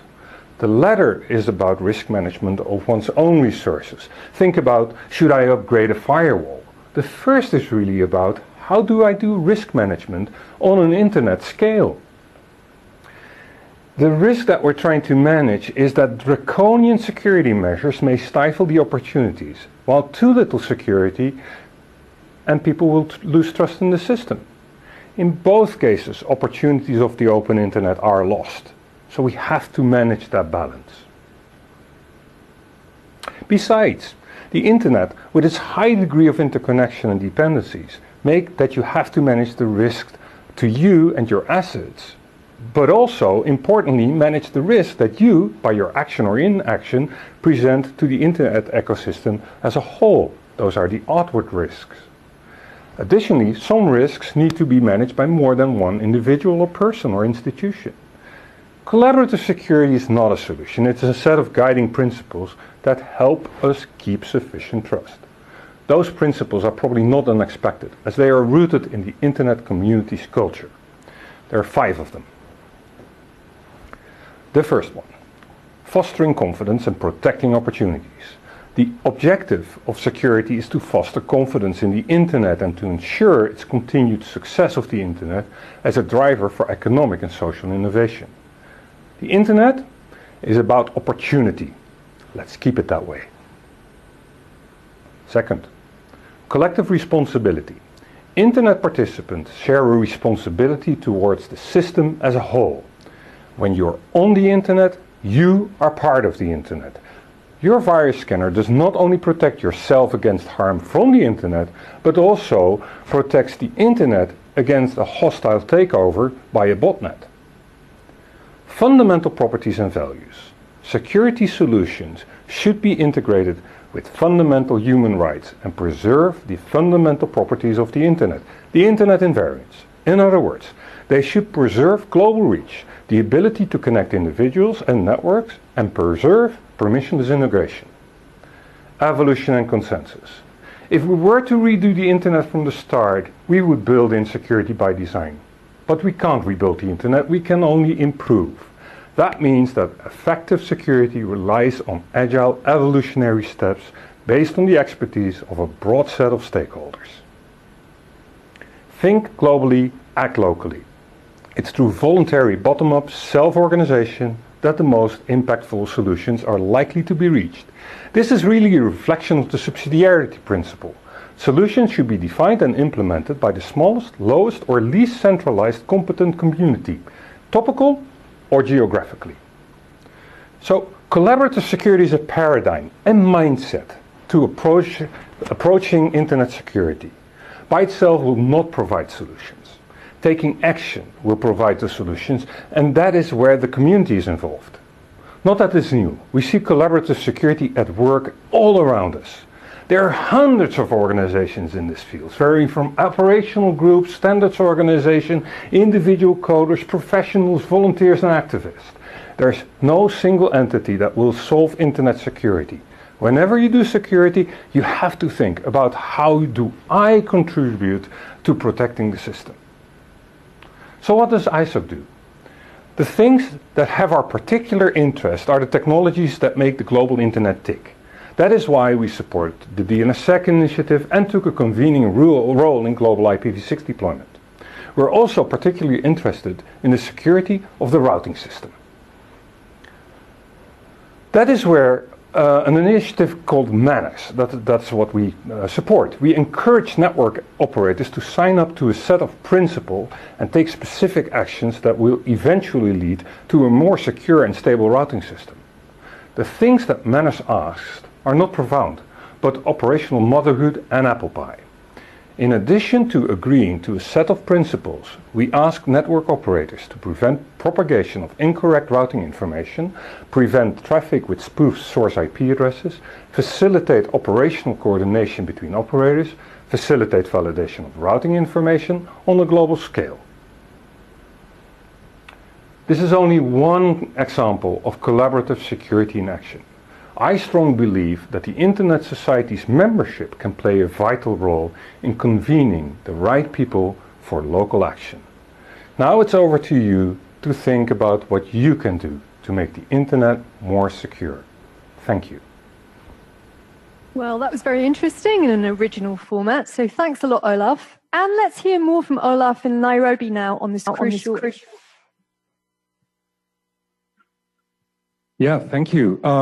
Goedemorgen, good morning, guten Morgen, buenos dias, buongiorno, ni hao, dzień dobry, and of course, jambo.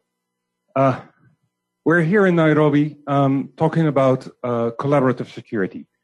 Collaborative security is a lot about taking action yourself. And here in Nairobi today is the third day of the African DNS Forum, where operators of the DNS come together to talk about how they can build a sustainable, reliable DNS infrastructure. They talk about the market needs that are needed for that, but they also came together to talk about DNS security and what it takes to do a responsible rollout of DNSSEC. This is on the agenda in the continent where 20% of the users validate information on the DNS. And that's impressive news. This is good news. And it's not the only example of collaborative security. There are many initiatives going on. Just thinking about the Internet.nl initiative, for instance, a initiative where people test via a website whether SSL connections are okay, whether the email of their provider supports spam controls and IPv6. These are all examples of local actions to improve the security of the Internet as a system. We're going to go do a round of our local hubs, starting with some questions here from Nairobi. We're going to go to Amsterdam, and we're going to go to Hong Kong and Manila. But before doing so, I would like to switch over to Auckland to give them their points, 12 points, 12 points, and for their initial remarks. Yeah, hello from Auckland back to Nairobi. What can I add to what Olaf not already has said? I would really say security is something we all have to have on our worksheet. If you are doing something privately, look what you have done for your additional security. If you are responsible for a network in your company, you can look there. If you are working for an ISP, look what you can do there. If you are a DNS providing entity, please look there. So do it everywhere, because security has to come from all sources. Only if we work together, we can achieve security.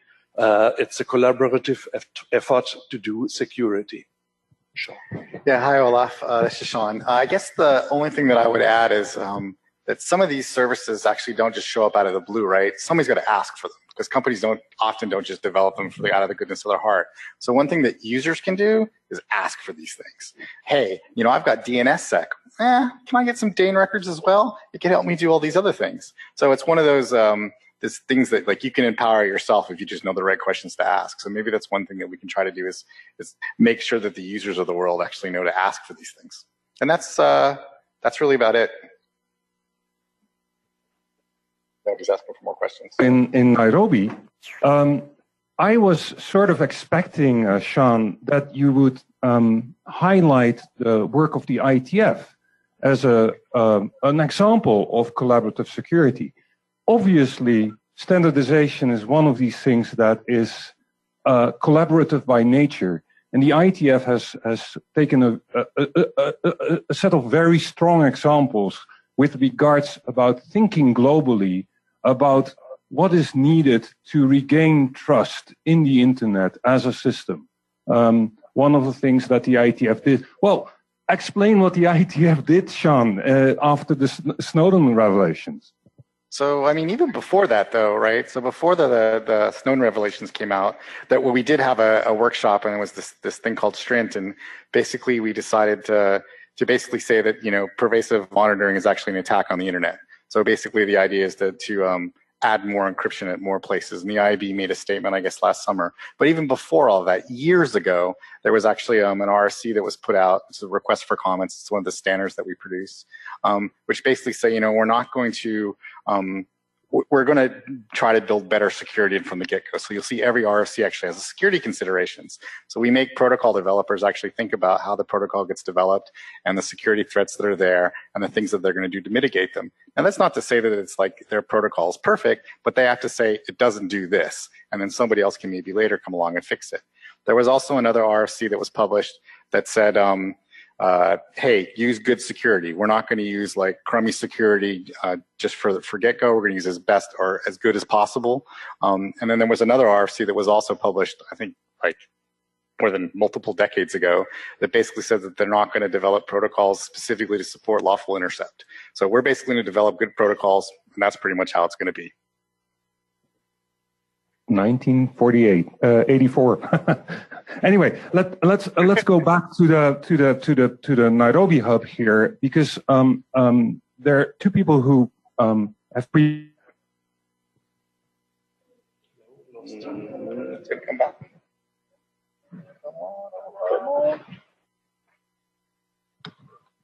Thank you, Olaf. As well, thank you for Olaf for the nice presentation. My name is Martin Obuya. I'm the president and chairman of the Internet Society Kenya chapter.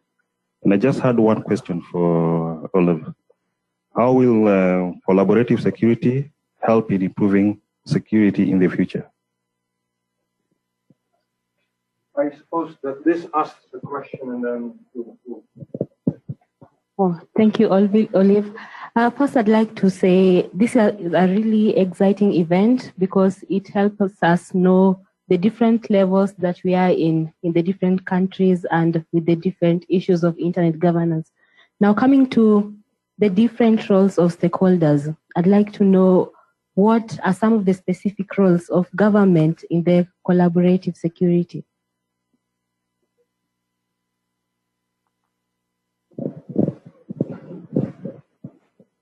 Thank you for those questions.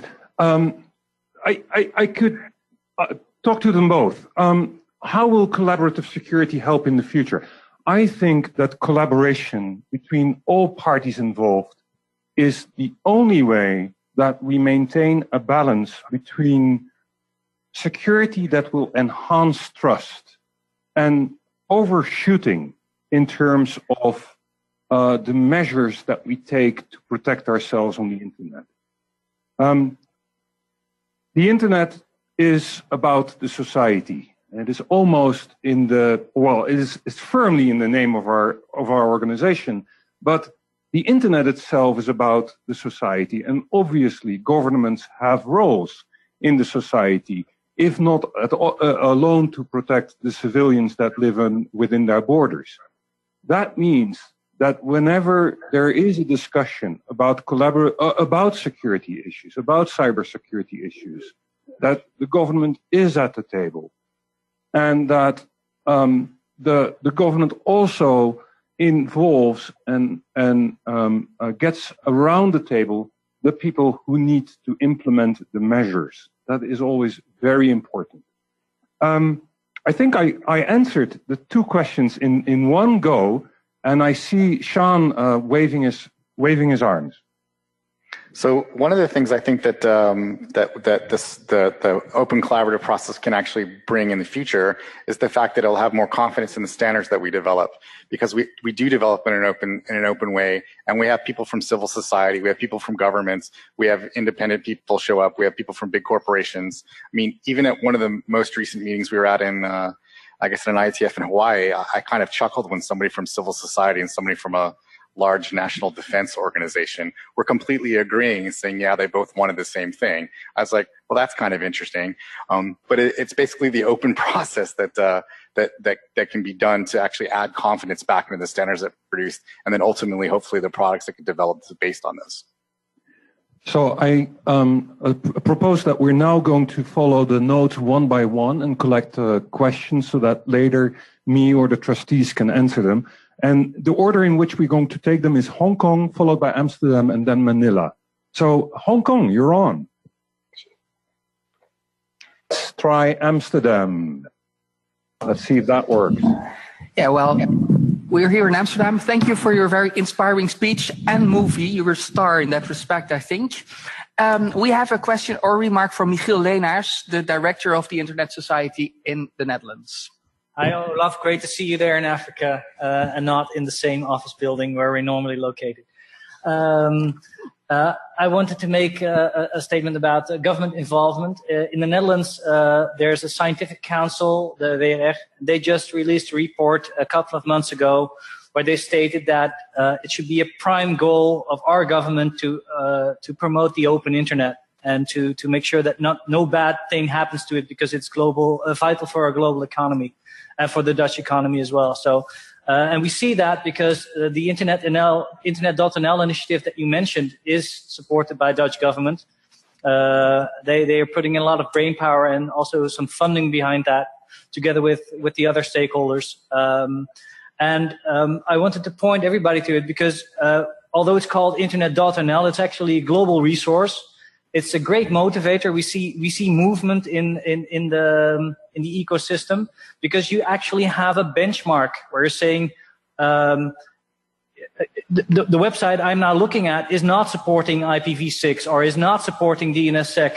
And in fact, the website you are now looking at, if you're on the tool that the conference tool, it is not supporting IPv6 DNSSEC. And I checked, and it's very easy for me to check that. And to then send an email off to the organizer saying, look, guys, we're just talking about this thing and we're not doing it. And that gives something concrete because it shows little red marks saying you're doing something that you're not doing something that you promised. So I want to invite everybody. We're willing to localize it to other languages. It's now English and Dutch. But if you come to us with the request to do it in French or Vietnamese, we're very willing to make that happen. And the final remark that I wanted to make is that the internet is a lot about reuse, and we can talk about. I heard Sean say that we should get people once they're in the DNS to add DANE records. The internet is driven by reuse of open source. All the software that all the hosting companies run is typically open source, and we should automate things because if you have to have hundreds of millions of domain name owners go into the DNS, and we don't automate these things, then we're off for a long haul. So my recommendation is to support the open source projects that are doing these kinds of things, and that's my concluding remark. Thank you, Michiel from the Netherlands.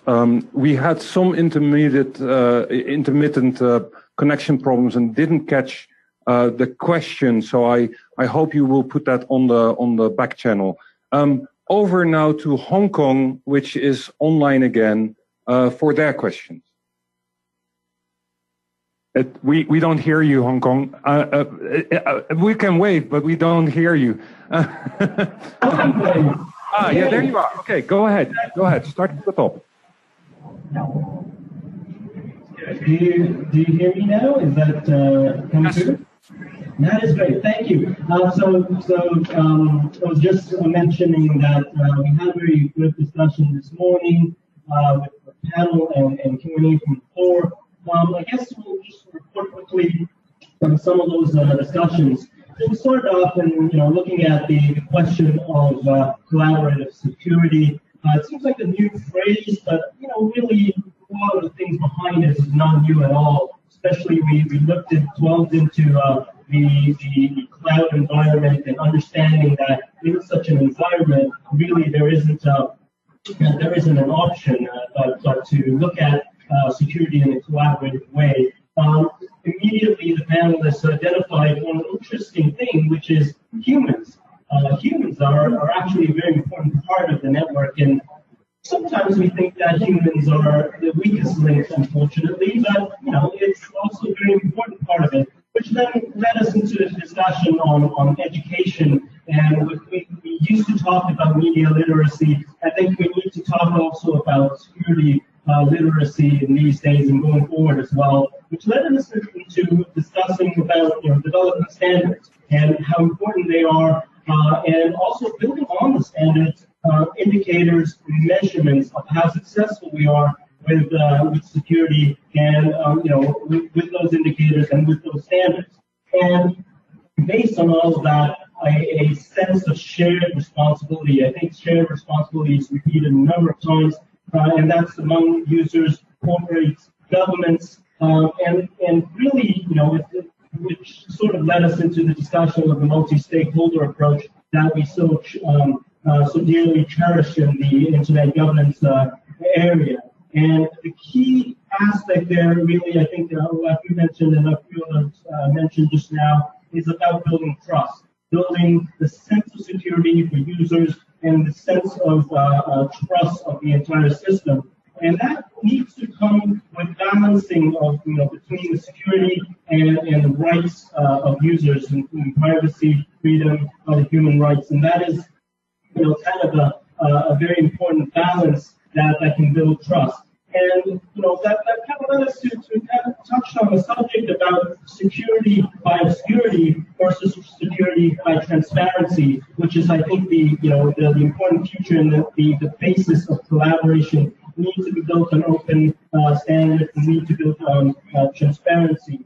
And finally, we kind of thought that it's also important to identify champions that could advocate, get advocates to not only system administrators, but also to other stakeholders, users. And so really, I think in terms of summarizing the discussion this morning, it's a lot about shared responsibilities, a lot about building trust. And I think one of the really quotes that this morning that I really liked was saying that attackers, those abusers, are collaborating. They are collaborating. So we, as defenders, really cannot afford to not collaborate. And I think that summarizes the discussion around the room very well. And I don't know if we still have time to take a couple of notes from my panelists. But back to you, Olaf, first, if you have a bit of time. I would like to shift on to Manila. Thank you for your remarks. Manila, I hope you're online.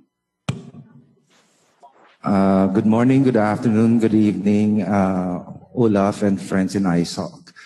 I'd like to start off with going back a bit to connectivity, because that was the reason for the focus for our panel earlier this morning.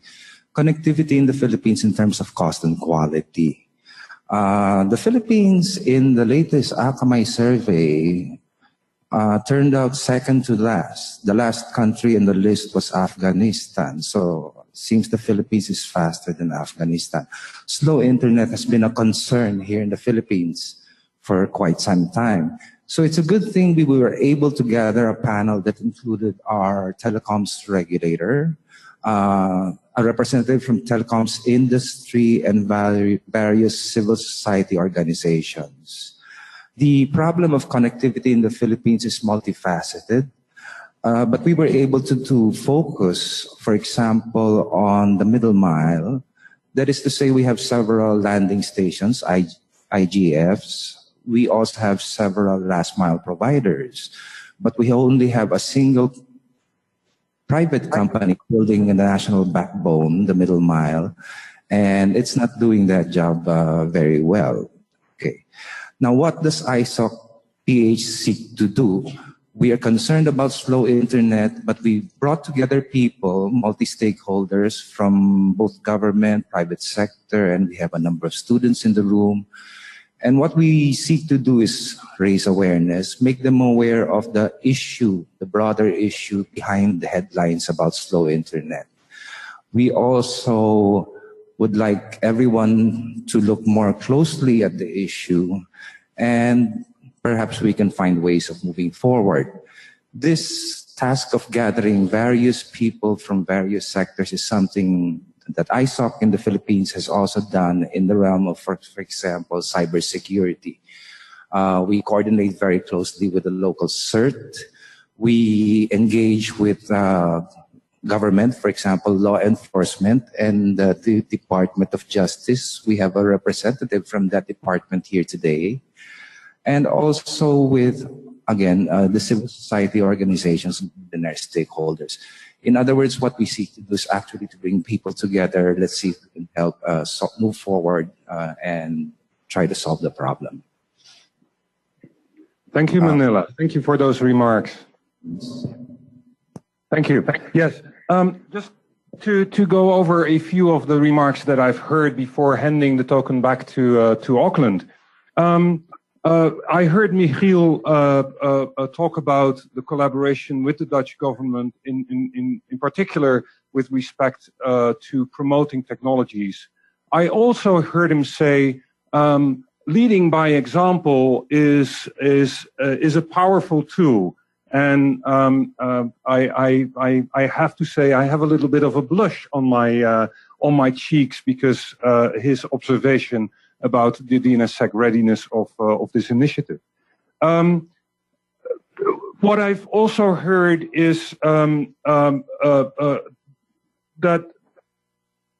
and that came from the Hong Kong chapter, that it's a lot about capacity building. It's a lot about humans, a lot about human networks.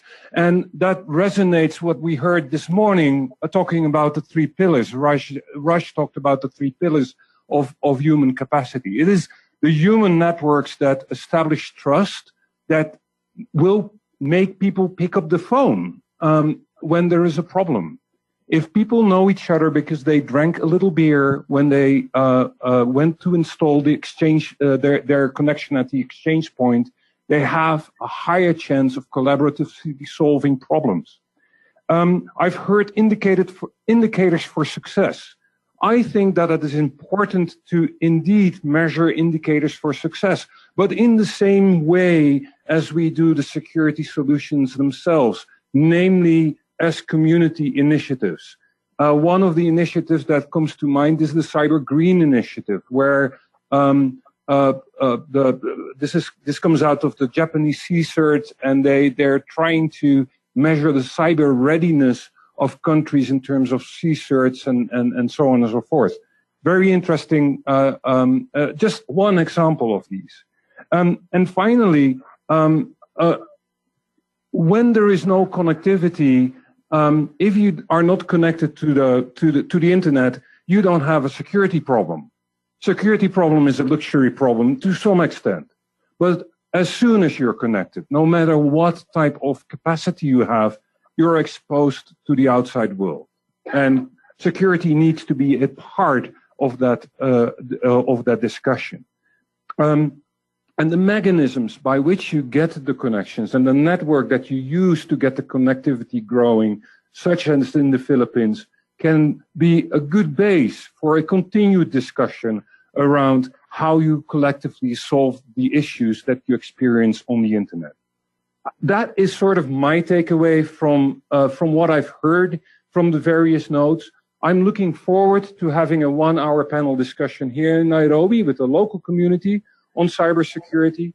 I want to give the floor back to Auckland, but not before repeating the call for action. Cyber collaborative security is really think about what you can do to establish higher trust in the internet on small scale with your neighbors, acting locally, thinking globally.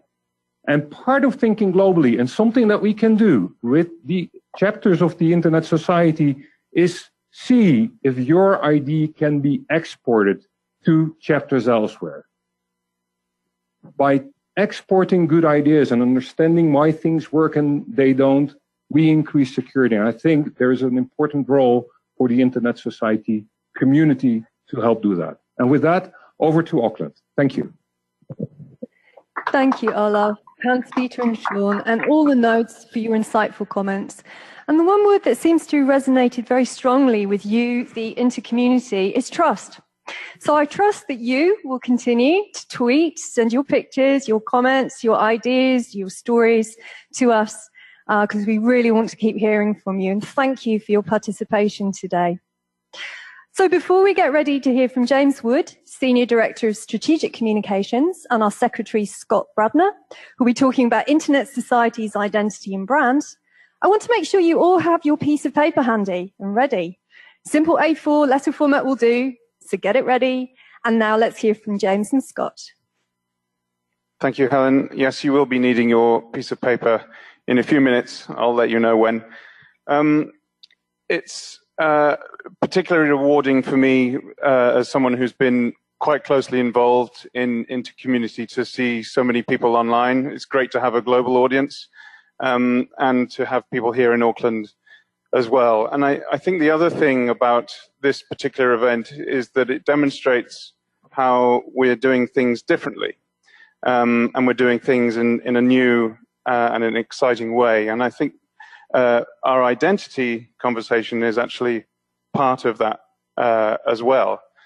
We've heard from Olaf about collaborative security. We've heard about our access and development work.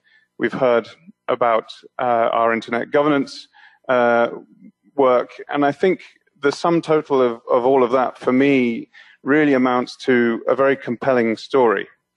And this is where our focus on identity comes in that I think our identity work is really the vehicle and the key to being able to tell that story to the world.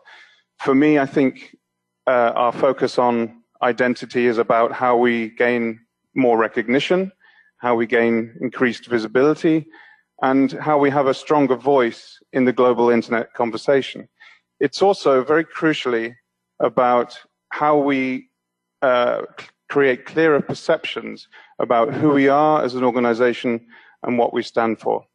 As you know, we've embarked on a transformational journey around our brand and our identity and our image, and we'll tease out some of the outputs from that perhaps in some of this conversation. But I want to turn to Scott, because you have been and you are a proponent, a strong proponent of our identity work. So wanted just to ask you why you feel as though it's important for us to be focused on our identity now.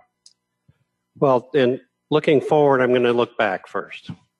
I started being associated with the Internet Society in 1993 when I was elected to the board. The Internet Society was formed in 1992 with three quite simple goals. One was to be the legal home for the IETF, the Internet Engineering Task Force. The second was to continue a series of INET meetings, which were academic-type meetings on Internet technology and Internet topics. And third was a set of developing country workshops, which provided instruction in how to build Internet networks and how to configure routers and things like that all over the world. This is a quite simple picture of what the Internet Society was. Over the years, the Internet Society took on many more things. We heard this morning, for example, that the Internet Society has been involved in Internet governance for the last decade. Before then, there wasn't any Internet governance because the traditional telephone folks and the regulators didn't think this Internet thing was anything but a toy and could be completely ignored. So there was no question of governance. The web changed that. The web made it so that everybody sort of used it. It was there as part of we've seen in the little videos this afternoon, that it's part of our infrastructure. It's part of the way we live our daily lives, and we'd be lost without it. But the Internet Society got involved in the Internet governance question. It got involved in Internet security. It got involved in many different things. I was doing dozens of different activities, which made it much more difficult to explain what the Internet Society was. I couldn't. I had been associated with the society all these years, and I still couldn't explain what the society was doing.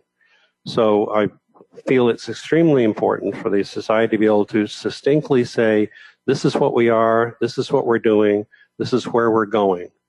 In the parlance of the venture capital world in the US, we need an elevator pitch. We need something that can explain in 20 to 30 seconds what the society's reason for existence is. I couldn't agree more. And of course, that is the process that we're involved in and very engaged in now. And a number of you in the community and many of the staff at the Internet Society have been involved in that to date. We're still in the relatively early stages, but we've done quite a lot of definition work to tease out some of the core characteristics and attributes that we believe define the Internet Society, and that we could consider to be part of our DNA, if you like. First and foremost among those is openness. There's a very strong feeling that we represent the open internet in terms of how we think and how we behave. Our multi-stakeholder approach is also very prevalent in people's minds. And we have an amazing set of people and a very strong historical legacy that's tied intrinsically to the early years of the internet. You mentioned openness. That's one of the key, as you say, DNA of the Internet Society. It came from the IETF. The IETF has always been open. Anybody can participate. You there in the audience can participate. Get online, join mailing lists, contribute to documents. You can show up at meetings. You have to pay for that. But you can, without any fee, participate in things. You can see all of the IETF's working documents, all of the final standards for free. You've always been able to do that. That's was unique in the standards world for many, many years. And even today, most standards bodies don't let you see the working papers because that's the way they get people to buy memberships. We don't have memberships in the IETF. It's the Internet Society that's supporting that. And it's that the fundamental openness is the seed corn of the Internet Society. It came from the IETF, and it continues to be one of the strengths of the Internet Society. Aside from openness, Scott, do you feel as though there are other characteristics that should and are part of our DNA that should be coming through in our focus on identity? There are many. And we have to call on the people that are watching us tonight and the people that are participating in the chapters and the folks in the IETF and everybody else to let us know what are the key issues that you think that the Internet Society is. What do you think we are and what should be? This is a changing world. I said we started off simple, we got complex, we have to get simple again. We have to get simple at least in the way we describe ourselves. That doesn't mean that we get simple in what we do, but we need to know what to do. There's a lot of opportunity out there, and we need to simplify our approach to things. We can't do everything for everybody. We need to know what's important to you, and please let us know that. That's very interesting because what you're describing is actually being shown up in the assessment and definition work that we're doing right now. One of the very strong realizations that's coming through is that as an organization, we need to simplify our language, but not our concepts. Beyond that, I will say, thinking about the community, I think there's a real opportunity here for our identity work to help us build a global community. If we have a stronger identity, that building mechanism will become easier. And secondly, I think we are in the process of building an identity that is fit for the community. So there are two aspects of the same thing there. And last but not least, I would just say that I think with a stronger identity, we'd have a stronger purpose and a stronger voice. And you out there who are part of the Internet Society can tell others why you're part of it and what you believe that we're going to be doing for us, for the Internet, and for the world in the future. Great. So with that, I'd like to make a request actually to everybody. So to turn to your piece of paper that's been ignored and neglected on your desks for so long, I'd like you to write down, if you would, the one word that you would use to describe the Internet Society. Once you have written down your word on the piece of paper, leave the paper, and then please, to ensure that we are able to collect these words, because they will be fed into our identity process, could you please email them or send them on Twitter to the ICOM hashtag. The email address to use is mypicture@isoc.org. And we will gather those up, and of course we'll feed those into the branding and identity work that we're running. And with that, I'll probably hand over to Kathy. Well, this has been an enormously interesting 2.5 hours. I hope that you feel like I do, that you've just gotten a sort of the full scope of the kind of work that the Internet Society is doing on the most important issues that we are facing. While you're writing down that word, please do that and get it emailed right now as I'm speaking. I just want to reflect a little bit on what I have just heard. I think it's been an extraordinary day, and perhaps the most extraordinary thing as I just stood here and listened to Scott Bragner speak. You know, Scott was on the very first board of the Internet Society with John Postel. Second board. He always corrects me exactly. And he'll tell me exactly what date that happened as well. But just think about this, folks. You have just been able to sit and listen to Scott, who's been with us the longest, I think, of any of us now together, talk about the need for what? To change. That the world has changed, that the Internet itself has not only endured, but has become more complex, that the issues around it are more complex, and that the need for the Internet Society has actually increased in many ways, but that we need to think it through. We need to understand how we respond in a very different world. Interestingly, as I listened to you over the last couple of hours, and as we engaged all day today with the board and with other parts of the world in the earlier part of our day, it became very clear to me that the path toward our own power, if you will, our ability to do work, is our interaction with each other. Because the Internet is a global phenomena, and we are a global phenomena, we need to connect, we need to communicate, and we need to collaborate. And so I am just so pleased with this day, with InterCommunity 2015, and what I've seen sort of unfold before me. And that is the power of human beings connected with the most powerful technology in the world coming together to form a stronger Internet society. I'm going to let Bob sort of give you his concluding remarks, and then I'll be back for a minute to wrap up. Thank you, Kathy. I believe we are clearly a global community. I mean, you can see it here. We've had people from all over the world talking in this session and the earlier session.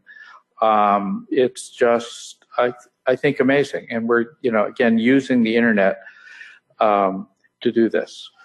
Our strength comes from our community. It consists of our members, our technical community, our organizations, and our chapters. And that's, I think that makes us unique in the world, that we have this broad measure, and all focused on improving the Internet. This has been, I think, a wonderful and very successful experiment, this event today, and we would definitely like to get your feedback on it, what worked, what didn't work, what could be better, different ways of doing it. And I think I and the board we're extremely happy with how well it's come off, and we would definitely think we should be doing it on a regular basis. And lastly, I really wanted to thank ISOC staff who put in an amazing amount of work all over the world to make this happen.